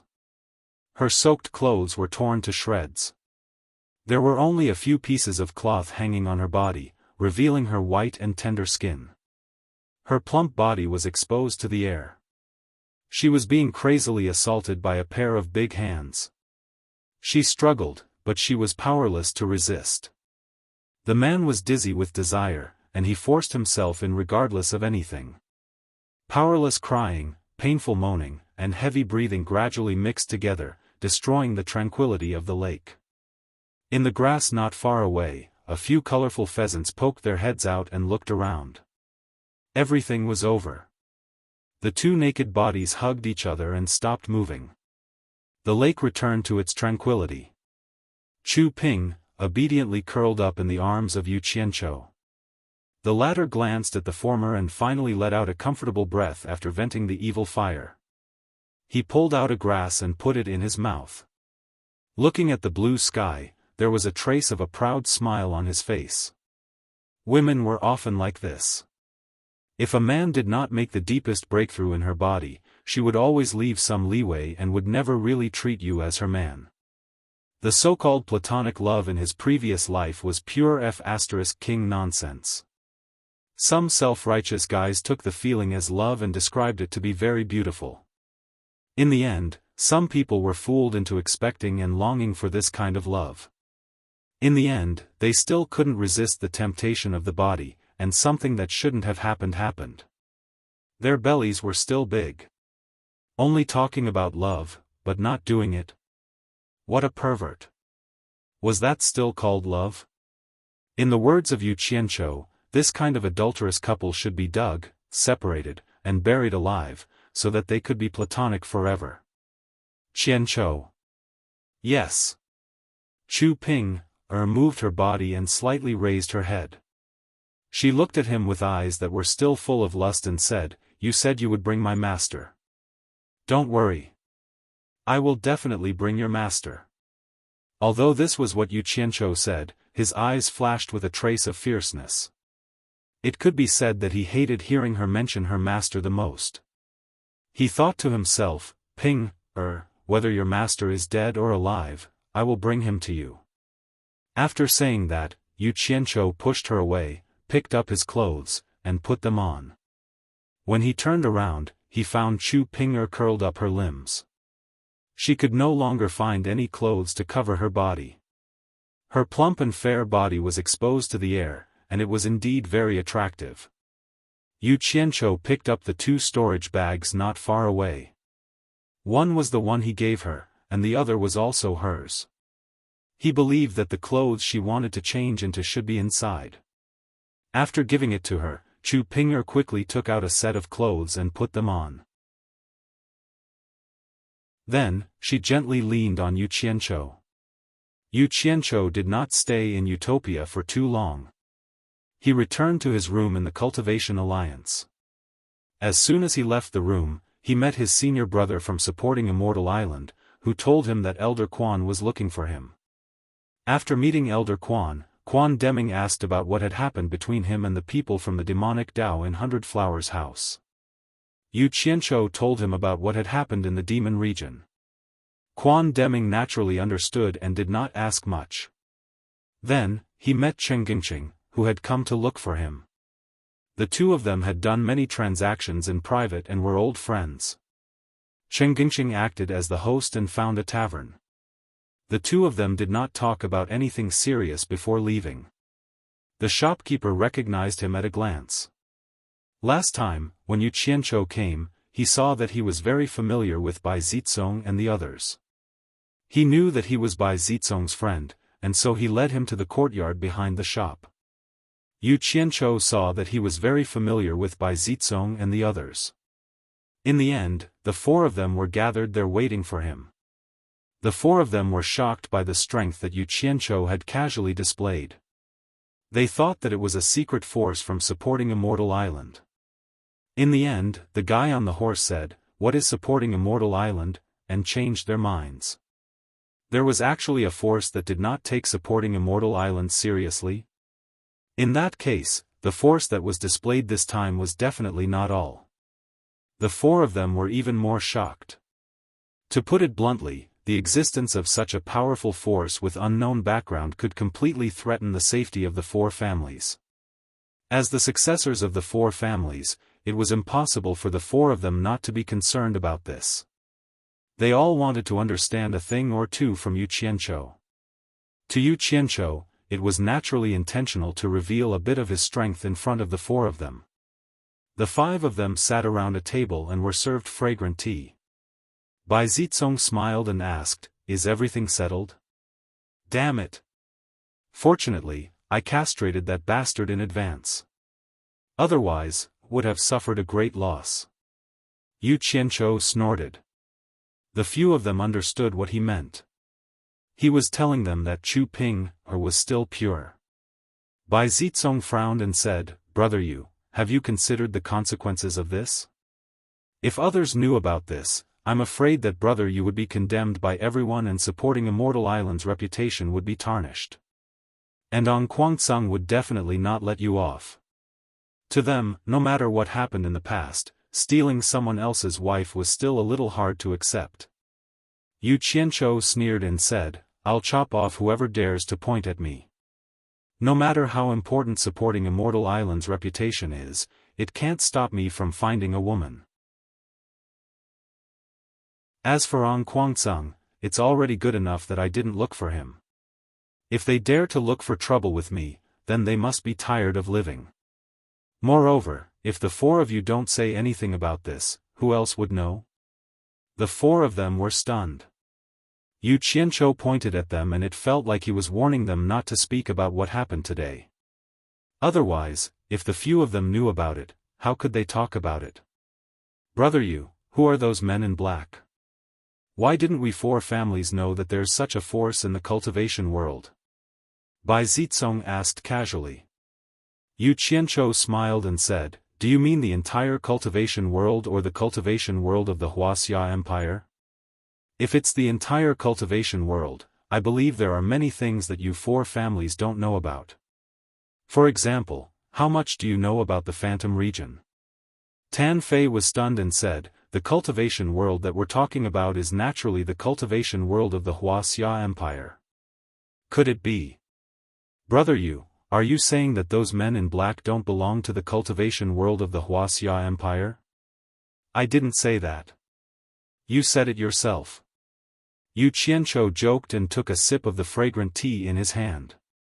He shook his head and said, "Forget it. You don't have to ask about this. There won't be any harm to your families. It's not that I don't want to tell you, but it's for your own good. Knowing too much about some things isn't good for the four families." Seeing that he was being so mysterious, the four of them didn't ask any more and changed the topic. Bai Zicong smiled and said, "The four of us have been out for a while. We're going back today. I wonder if Brother Yu is interested in visiting the four families?" Yu Qianzhou put down the teacup in his hand and scratched his head and said, "I want to go, but I don't know if I can leave. I have to ask for permission." "Oh right, what do the four families do for fun?" "Fun?" Bai Zicong pouted at Wu Licheng and said, "The Wu clan's auction business is famous in the entire cultivation world. Recently, the Wu clan will be holding their biggest auction in 5 years. At that time, there will definitely be a lot of rare items appearing. I wonder if Brother Yu is interested in taking a look. Cultivation World's auction? I haven't seen that before. I really want to go." Yu Qianzhou was excited. He then shook his head and said, "Sigh. I don't know if our elder Guan will let me go. If that's the case, why don't the four of us accompany you to the Cultivation Alliance to ask for permission? I believe your Fuxian Island will give us some face. What do you think, Brother Yu?" Bai Zicong smiled. "That's great. Let's go now." Yu Qianzhou stood up and said happily. The four of them laughed and stood up. For the four of them, for the sake of their clans, rather than worrying about the black-robed man's threat, it was better to be friends with him. Yu Qianzhou was a very good link, and this was also the reason why Bai Zizong had warmly invited them.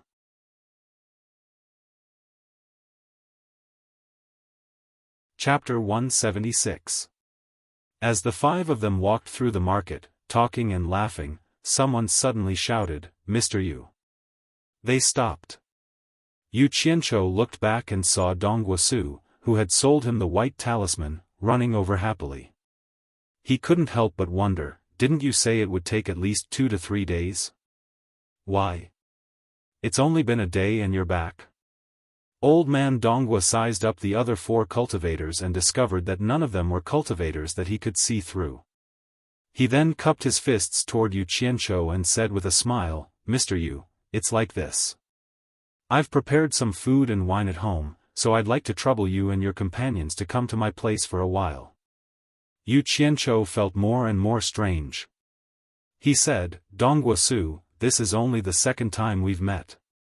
Why are you inviting us to eat and drink?" Dong Guosu looked around and seemed to be a little worried. He just nodded and bowed and said, "Please do me the honor." "It won't take much time." They looked at each other and finally nodded slightly. They all wanted to see what this old man was up to. Yu Qianqiu looked at him for a while, pinched his chin and said slowly, "Old man Donghua, don't play tricks on us. Otherwise, you won't be able to bear the consequences. Lead the way." Dong Guosu said eagerly, "I don't dare, I don't dare." Just like that, the 5 of them were easily lured away. It was mainly due to their curiosity. After leaving the market to the south, there were many houses not far down the slope. They were all built by people who had been making a living here for a long time. Over time, it became a residential area. The 100 Flowers Valley was doing business with people all over the world. Naturally, it needed some people. As long as there was no problem with their origin, they were allowed to develop. Of course, the rules of the 100 Flowers Valley were still obeyed. Otherwise, they wouldn't be able to stay here for long. Dong Guosu led them to a secluded courtyard and said with an apologetic smile, "This is this old man's residence. It's a little shabby, please excuse me." The few of them looked around. Although the courtyard was small, it exuded elegance and was not as shabby as he said. It was a good place to live. However, there was something strange about this matter. Yu Qianqiu frowned and said, "Old man Donghua, don't keep me in suspense. Just say what you want." "Yes, yes." Dong Guosu shouted into the house, "Old woman, is everything ready?" "Done." A middle-aged woman dressed in a secular household's attire walked out and bowed to the crowd. She looked much younger than old man Donghua, but it was unexpected that she was the old woman he had mentioned. The few of them checked again. Her cultivation level was at the final stage of the foundation establishment realm, which was slightly higher than Dong Guosu's. This was not hard to explain. Usually, those who had better talent and improved their cultivation level in a timely manner would naturally be better at delaying aging. The few of them scratched their heads and were invited into the main hall by the couple. A table full of fragrant aroma wafted through the air. A sumptuous feast of wine and dishes were already waiting for them. Dong Guosu filled their cups and invited them to eat. His wife, on the other hand, stood at the side with a faint smile on her face. Her cultivation level was clearly much higher than her husband's, but she was willing to serve as a foil. She was a good wife who lived at home. The moment Yu Qianqiu smelled the wine, he knew that it was the 100 Flowers Valley's good wine, the 100 Flowers brew. He glanced at the woman standing at the side and said with some mercy, "Mr. Donghua, this pot of 100 Flowers brew costs a lot. It'll probably be difficult to buy a pot even if you sell talismans for half a year. How can we drink this wine in peace? If you have something to say, just say it. Don't beat around the bush, I'm confused." A trace of embarrassment appeared on Dong Guosu's old face, and he nodded to his wife. The middle-aged woman smiled apologetically at everyone and quickly brought a child about 7 or 8 years old from the side room. The child's big black eyes curiously looked at the few people in front of him. The woman next to him gently patted his back, and he immediately bowed to the few of them. The few of them were even more confused. They looked at each other, but even with their intelligence, none of them could figure out what was going on. Yu Qianzhou smiled bitterly and said, "I say, Mr. Donghua, what do you mean by this? You treat us to wine and let us watch this child. Could it be that this child has some background?" Donghua Su smiled apologetically and said, "To tell you the truth, this child has no background. He is my grandson. When we were young, we had wandered in the cultivation world and knew that it was full of dangers. We had long been tired of this kind of life and just wanted to live a peaceful life. Later, after we had a daughter, we were even more unwilling to take the risk, so we settled down in this 100 Flowers Valley. With this feeling, we naturally didn't want our daughter to walk on the path of us again. 10 years ago, she found an ordinary man in the secular world and married him. Who knew that when I went to visit her last year, she and her husband died in a war. The grandson they left behind also wandered outside and begged for half a year. After I found him, I brought him back." "Wait." Yu Qianzhou waved his hand and said, "Mr. Donghua, what do you mean by telling me this? You said it very clearly, but the more I listened, the more confused I became. What do you mean?" Donghua Su looked at his wife and said to Yu Qianzhou, "Our daughter's death was a big blow to us. We have learned from this painful experience and can't let our grandson walk on the same path as our daughter. We can't bear the pain of seeing our son die before us. My grandson has some spiritual roots, so I sincerely hope that Mr. Yu can recommend my grandson to supporting Immortal Island for cultivation." So that was the case. Bai Zizong and the rest smiled, but Yu Qianzhou's face twitched a little. "Why are you looking for me if you want to send your grandson to supporting Immortal Island for cultivation? Isn't there a shop of supporting Immortal Island in this 100 Flowers Valley? Why don't you just send your grandson there? Mr. Yu, don't you know that supporting Immortal Island always finds its own disciples and never accepts disciples who send themselves to the door?" Donghua Su was surprised. Yu Qianzhou was startled. Supporting Immortal Island seemed to have such a nonsensical sect rule. Oftentimes, some disciples who were expelled from the sect couldn't even find their original home. However, it seemed like he had indeed gone to look for them. However, that was because he had the immortal supporting token. Yu Qianzhou smiled bitterly and said, "There are many cultivation sects in the world. Why do you insist on sending your grandson to supporting Immortal Island? For example, my 4 friends are from the 4 major clans in the cultivation world. It's not a bad idea to send your grandson to the 4 major clans to cultivate." The 4 of them rolled their eyes. They had never seen such a person. "Don't push it to us even if you don't want to." They were all young people. Who would be willing to accept a disciple for a sect? It was a strenuous and unrewarding task. Bai Zizong smiled and said, "Brother Yu, don't you understand Mr. Donghua's meaning?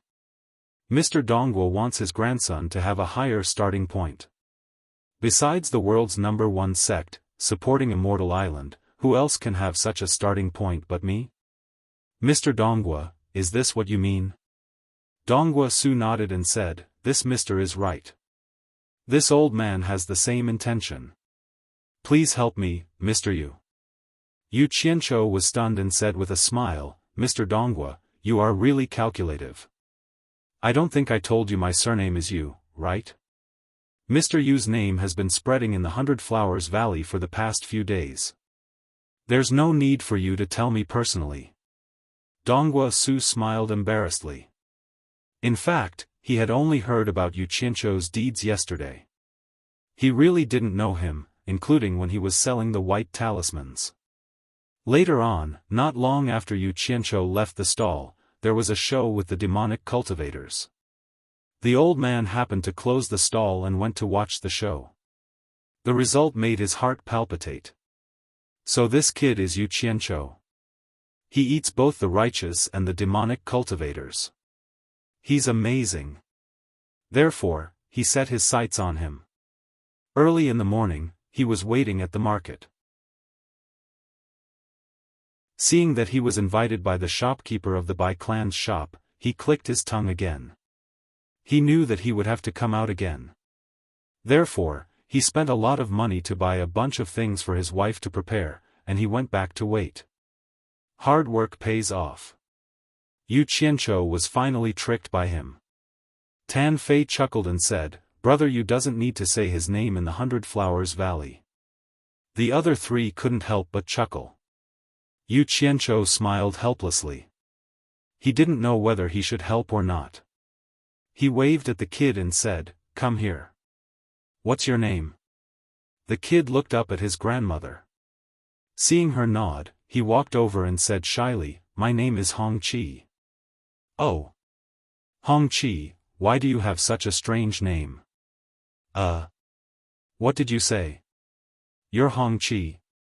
Yu Qianzhou suddenly thought of a famous person, the beggar sect's leader, Hong Qi. But this little guy still wanted to eat. Damn! He'll definitely be an amazing person when he grows up.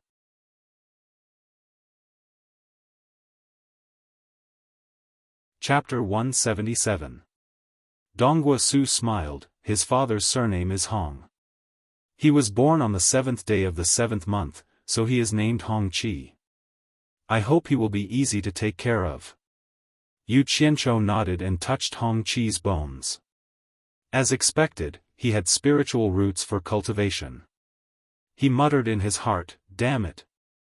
Guan Yu is already following me, so why should I give Hong Qi to supporting Celestial Island? They should all follow me. When I gather East Heretic, West Poison, South Emperor, and North Beggar, let's see who is stronger than me." With this thought, Yu Qianzhou touched his nose and smiled at Donghua Su. "How about this? Your grandson should be my disciple since I haven't tasted being a master yet." Donghua Su and his wife looked at each other. "You are so young." The two of them hesitated. The four of them felt weird too as they didn't see anything special about this kid. Why did this guy want to take a disciple? Did he have nothing better to do? Bai Zizong snorted at the couple. "Brother Yu is willing to take your grandson as his disciple, that is his fortune." The couple regretted it as they felt like they had invited a wolf into their house. However, they couldn't afford to offend any one of them. Donghua Su smiled. "Since he is Mr. Yu's disciple, he is naturally a disciple of supporting Celestial Island." "It's the same." "Who said that?" "My disciple is my disciple and supporting Celestial Island's disciple is supporting Celestial Island's disciple. Don't mix it up," Yu Qianzhou said in disdain. The couple exclaimed at the same time as they couldn't understand the difference. Donghua Su had a weird expression. "Is Mr. Yu not a disciple of supporting Celestial Island?" "I am a disciple of supporting Celestial Island. What does that have to do with my disciple?" Yu Qianzhou said and then casually said, "What is supporting Celestial Island?" No one was deaf. Although his voice was soft, they all heard it. The couple was a little confused. Bai Zizong and the other three exchanged glances.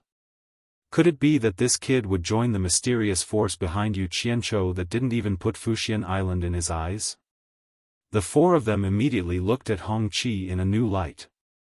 "Hong Qi, from today onwards, I'm your master. Kowtow and acknowledge me as your master." Yu Qianzhou sat up straight. It was his first time accepting a disciple, so he was very formal.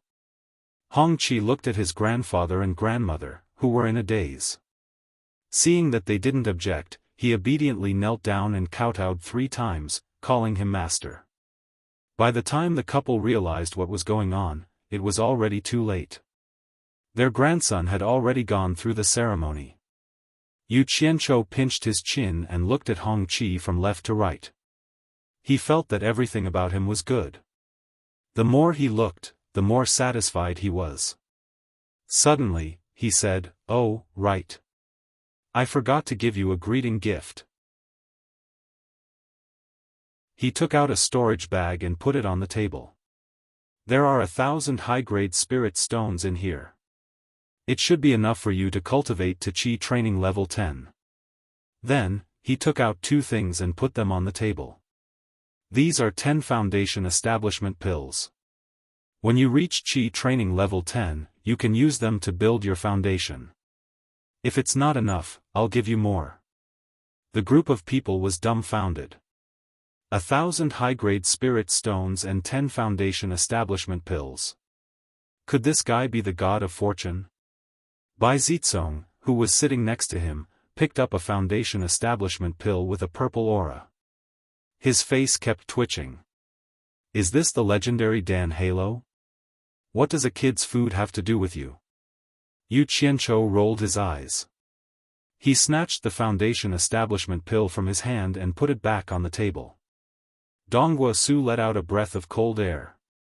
He said to Hong Qi, "Hurry up and thank your master." The couple spent a lot of effort to get a foundation establishment pill back then. They knew very well how important it was to cultivators.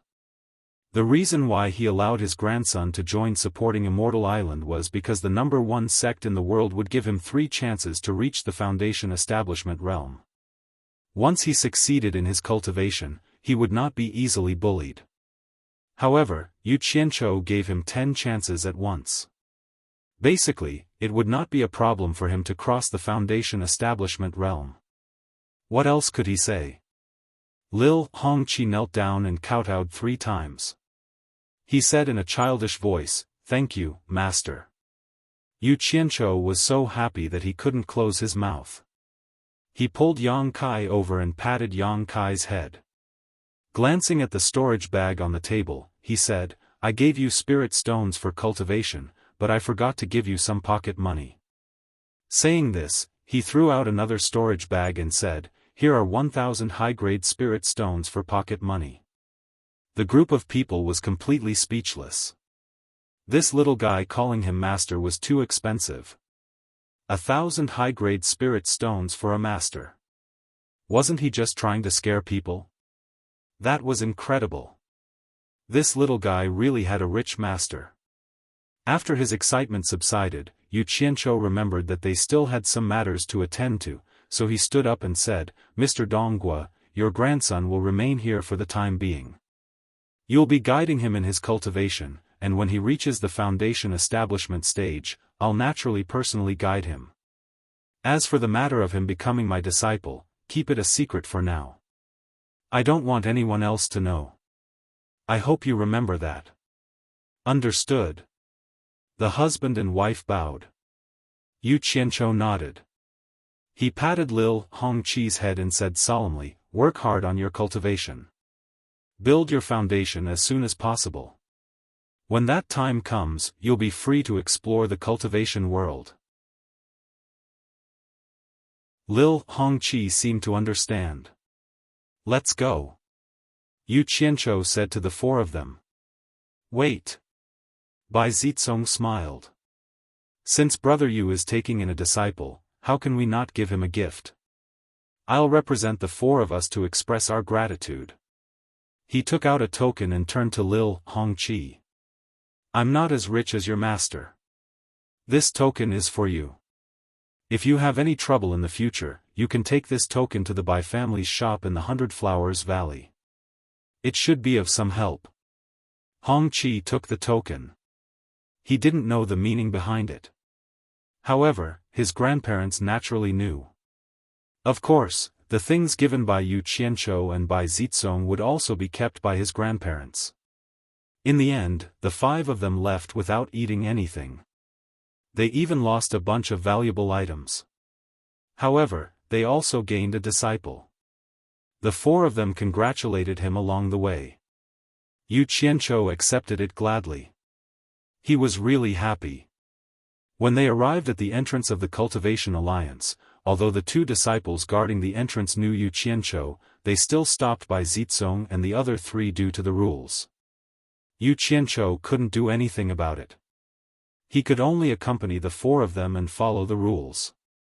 The 4 of them were here to make Yu Qianzhou proud.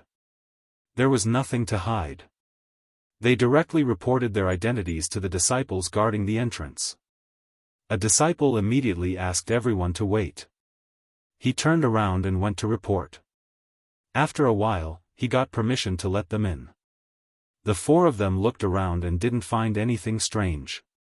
When they arrived at the main hall of Fuxian Island, Yu Qianchou shouted at the door, "Disciple Yu Qianchou is here to see Elder Quan."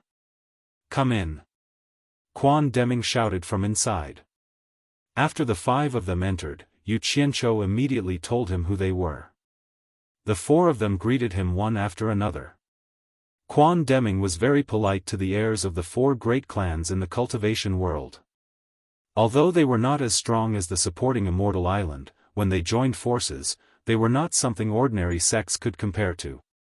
After knowing that the four of them were here to invite Yu Qianchou to the four major families as a guest, Quan Deming considered for a moment and agreed. If it was Yu Qianchou who wanted to go, he wouldn't agree. So many people from Fuxian Island had informed him. If something happened to Yu Qianchou, how was he going to explain to those people? The invitation from the four major families was different. Firstly, it wasn't good to humiliate them. Secondly, with them around, Yu Qianchou shouldn't have any mishaps. After coming out, the five of them agreed to set off early the next morning. They were going to the place that Yu Qianchou was interested in, the Wu clan's auction.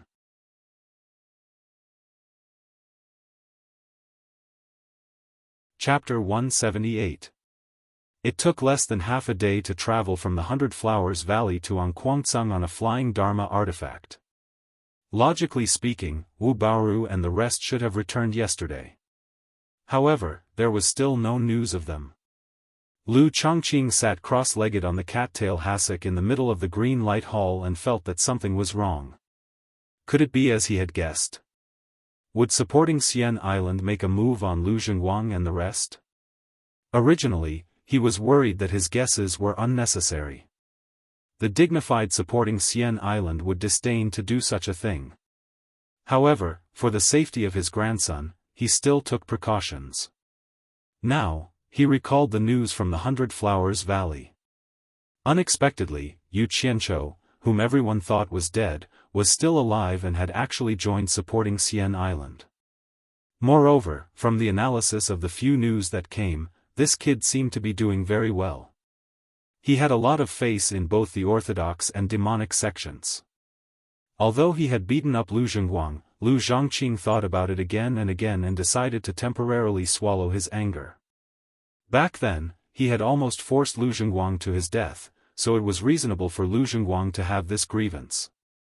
The situation was stronger than the person. It was not the time to get back the face that he had lost. "Junior brother, have the people we sent returned?" Lu Chongqing asked an elder sitting below. Seeing that his grandson had not returned, he sent two elders to check what was going on. He could only hope that what he was worried about would not happen. The elder pondered and said, "The two junior brothers went in the direction of the Hundred Flowers Valley. They should be back soon." As soon as he finished speaking, a ninth-generation disciple ran in a panic. After bowing, he looked embarrassed and couldn't say a word. Lu Chongqing frowned and reprimanded, "Why are you so flustered? If you have something to say, just say it. Is there news from the two elders?" The ninth-generation disciple said embarrassedly, "The two elders are back. They respectfully invite the sect leader to go to the mountain gate." Lu Chongqing couldn't be bothered to argue with this disciple. Right now, he was most concerned about his grandson. He got up and walked out of the hall. The elders on both sides also got up and followed. A group of people quickly passed through the square and arrived outside the mountain gate of Anquangsung. At this time, there were already many people gathered here, but their expressions were not very good. Seeing the sect leader and the elders come, they all gave way to them and bowed. Lu Chongqing anxiously said, "Is there any news from the two brothers?" "Junior brother," the elder said anxiously. "Elder," Lu Chongqing said. What appeared in front of Lu Zhongqing and the others was a large pile of bloody severed limbs on the ground. Not a single complete corpse could be found. There were also two storage bags thrown to the side, which were obviously the things that had been brought back from the dismembered corpses. On a stone platform a little further away from these things, there was a single head. One could vaguely make out Lu Zhenguang's face. The bloody scene in front of them couldn't cover up the beautiful scenery around Qingguang Mountain. But at this time, who could appreciate it? No one dared to make a sound. Lu Chongqing's breathing was getting heavier. His eyes were wide open as he stared at Lu Zhenguang's head. His whole body was trembling fiercely. After a long time, he closed his eyes and exhaled. Controlling his emotions, he asked in a hoarse voice, "Where did the two junior brothers find them?" Reporting to the sect leader. One of the elders cupped his hands and said, "The place where they were found was less than an hour away from the 100 Flowers Valley. Judging from the solidified blood, I'm afraid that not long after they left the 100 Flowers Valley, they were attacked. There were traces of fighting there. That is to say, the person who killed them also came from the 100 Flowers Valley?" Lu Chongqing asked with an ashen face. The elder nodded and said, "From the surrounding traces, it is quite possible that Elder Wu and the others were pursued from the direction of the 100 Flowers Valley. There is another matter that is rather strange. Zhenguang." He paused, pointed at Lu Zhenguang's head and said, "Zhenguang's head was scattered several tens of meters away. It seems that it was kicked out by someone." "What?" Lu Chongqing's figure swayed. "Who had such a big grudge against my grandson? Who killed him and then kicked his head again?" After stabilizing himself, the bones in his whole body cracked. He gnashed his teeth and squeezed out a few words, "It's Yu Qianqiu." Yu Qianqiu probably wouldn't even dream that when he saw Lu Zhenguang's head at the scene of the murder, he was very displeased and immediately kicked it far away. Who knew that just based on this point, Lu Chongqing intuitively judged that it was Yu Qianqiu who did it? Who knew how he judged it? The others also had doubts about the sect leader's judgment, but they couldn't say anything. An elder beside Lu Chongqing consoled, "Sect leader, please restrain your grief. There will definitely be a day when the truth will come to light." The ashen-faced Lu Chongqing slowly closed his eyes and said in a deep voice, "Bury them together in the back mountain." After saying that, he resolutely turned around and left. He really wanted to find his grandson's body, but it was already like this. Was it still necessary?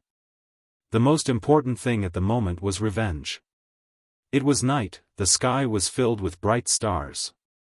There were countless stars on Qingguang Mountain. A figure streaked into the night sky. In the back garden of the Yu Mansion in Swallow Zicheng, Xue Ernyang was preparing to go to the wing room to rest. Two servant girls carried lanterns and led the way. Suddenly, someone said, "Xue Dainiu's descendant, come here." Xue Ernyang and the two servant girls were startled. There was a lantern hanging in the pavilion of the back garden, and below it stood an old man with a horsetail whisk in his hand. He looked like an immortal, but it was a little strange for him to appear here in the middle of the night. The person who came was the sect leader of Anquangsung, Lu Chongqing. Celestial Master. Xue Ernyang recognized him at a glance. She quickly walked over, and with a face full of joy, she bowed and said, "Celestial Master, why did you come here so late at night?" "Oh. Celestial Master, please wait for a moment, I will call my husband and son to greet Celestial Master now." Hearing that it was Celestial Master, the two servant girls stood at the side, trembling with fear. They didn't even dare to breathe loudly. "Wait." Lu Chongqing said in a deep voice, "You mean your son is also here?" Xue Ernyang was stunned. "What? Celestial Master doesn't know? Didn't my Qianqiu tell you?" "AI. This child is really... There's no need to trouble yourself. Bring me to him now." Lu Chongqing waved his hand and interrupted her. Knowing that Yu Qianqiu was here, he didn't want to be long-winded anymore. In order to calm Xue Ernyang down, he actually squeezed out a smile on his face. "Yes, yes, yes." Xue Ernyang didn't dare to say anything else and quickly led the way. The study room of the Yu residence was brightly lit. Yu Changgue was sitting at the study table, looking at his youngest son practicing calligraphy. He frowned when a series of hurried footsteps came from outside. They had been husband and wife for many years. No matter how fast the footsteps were, Yu Changgue could tell that one of them belonged to his wife. Why was she so impatient in the middle of the night? The half-closed door of the study room was pushed open. Shui Ernyang rushed in and said with a face full of surprise, "Changgue, the celestial master from Qianzhou is here." Yu Changgue was shocked. Which celestial master from Qianzhou? Shui Ernyang stomped her foot and said, "Which celestial master did you say?" "Of course it's the celestial master who took Qianzhou away. He's already outside. You two, father and son, hurry up and greet him." "What?" Yu Zhanggui's entire body trembled. He immediately took out a small porcelain bottle from his bosom in a flurry and quickly opened the lid. He wasn't like Shui Ernyang who didn't know anything. Before his eldest son left, he talked to him that night and specifically mentioned Lu Chongqing. There was a great hatred between the two. The 3 porcelain bottles that his eldest son left behind were probably to guard against this person because only he knew where the Yu residence was. Don't delay any more. You two, father and son, hurry up and greet him. Shui Ernyang urged. Yu Wuchou didn't understand what his parents were talking about. He held a pen in his hand and looked around. Yu Changgue calmed his mind and changed his smile to his youngest son, "Hurry up and follow me to greet the celestial master." "No need." Lu Chongqing barged in by himself. His face was gloomy and his eyes flickered. In the end, he didn't see Yu Qianzhou. He couldn't help but shout at Shui Ernyang in a deep voice, "Didn't you say that your son is here? Where is your son?" Shui Ernyang pulled up his youngest son who was kneeling and said, "This is my youngest son, Yu Wuchou." "The son you're talking about is him?" Lu Chongqing felt like he was fooled. Shui Ernyang was still there and replied heartlessly, "Yes." Yu Changgue, who was a shrewd businessman, felt that the atmosphere was a little strange. He frowned and didn't say anything. In fact, Lu Chongqing and Shui Ernyang had a big misunderstanding in the backyard just now. The former thought that the son the latter was talking about was Yu Qianzhou, because he didn't know that Yu Qianzhou had a youngest son. The latter was used to thinking about problems with her brain. Of course, it had something to do with her not knowing about Yu Qianzhou's situation. She mistakenly thought that the former was talking about her youngest son. That was why this scene happened. Humph. Yu Qianzhou killed my grandson.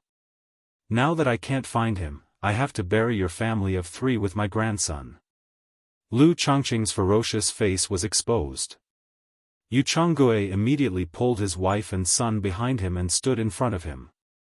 He said sternly, "Old man.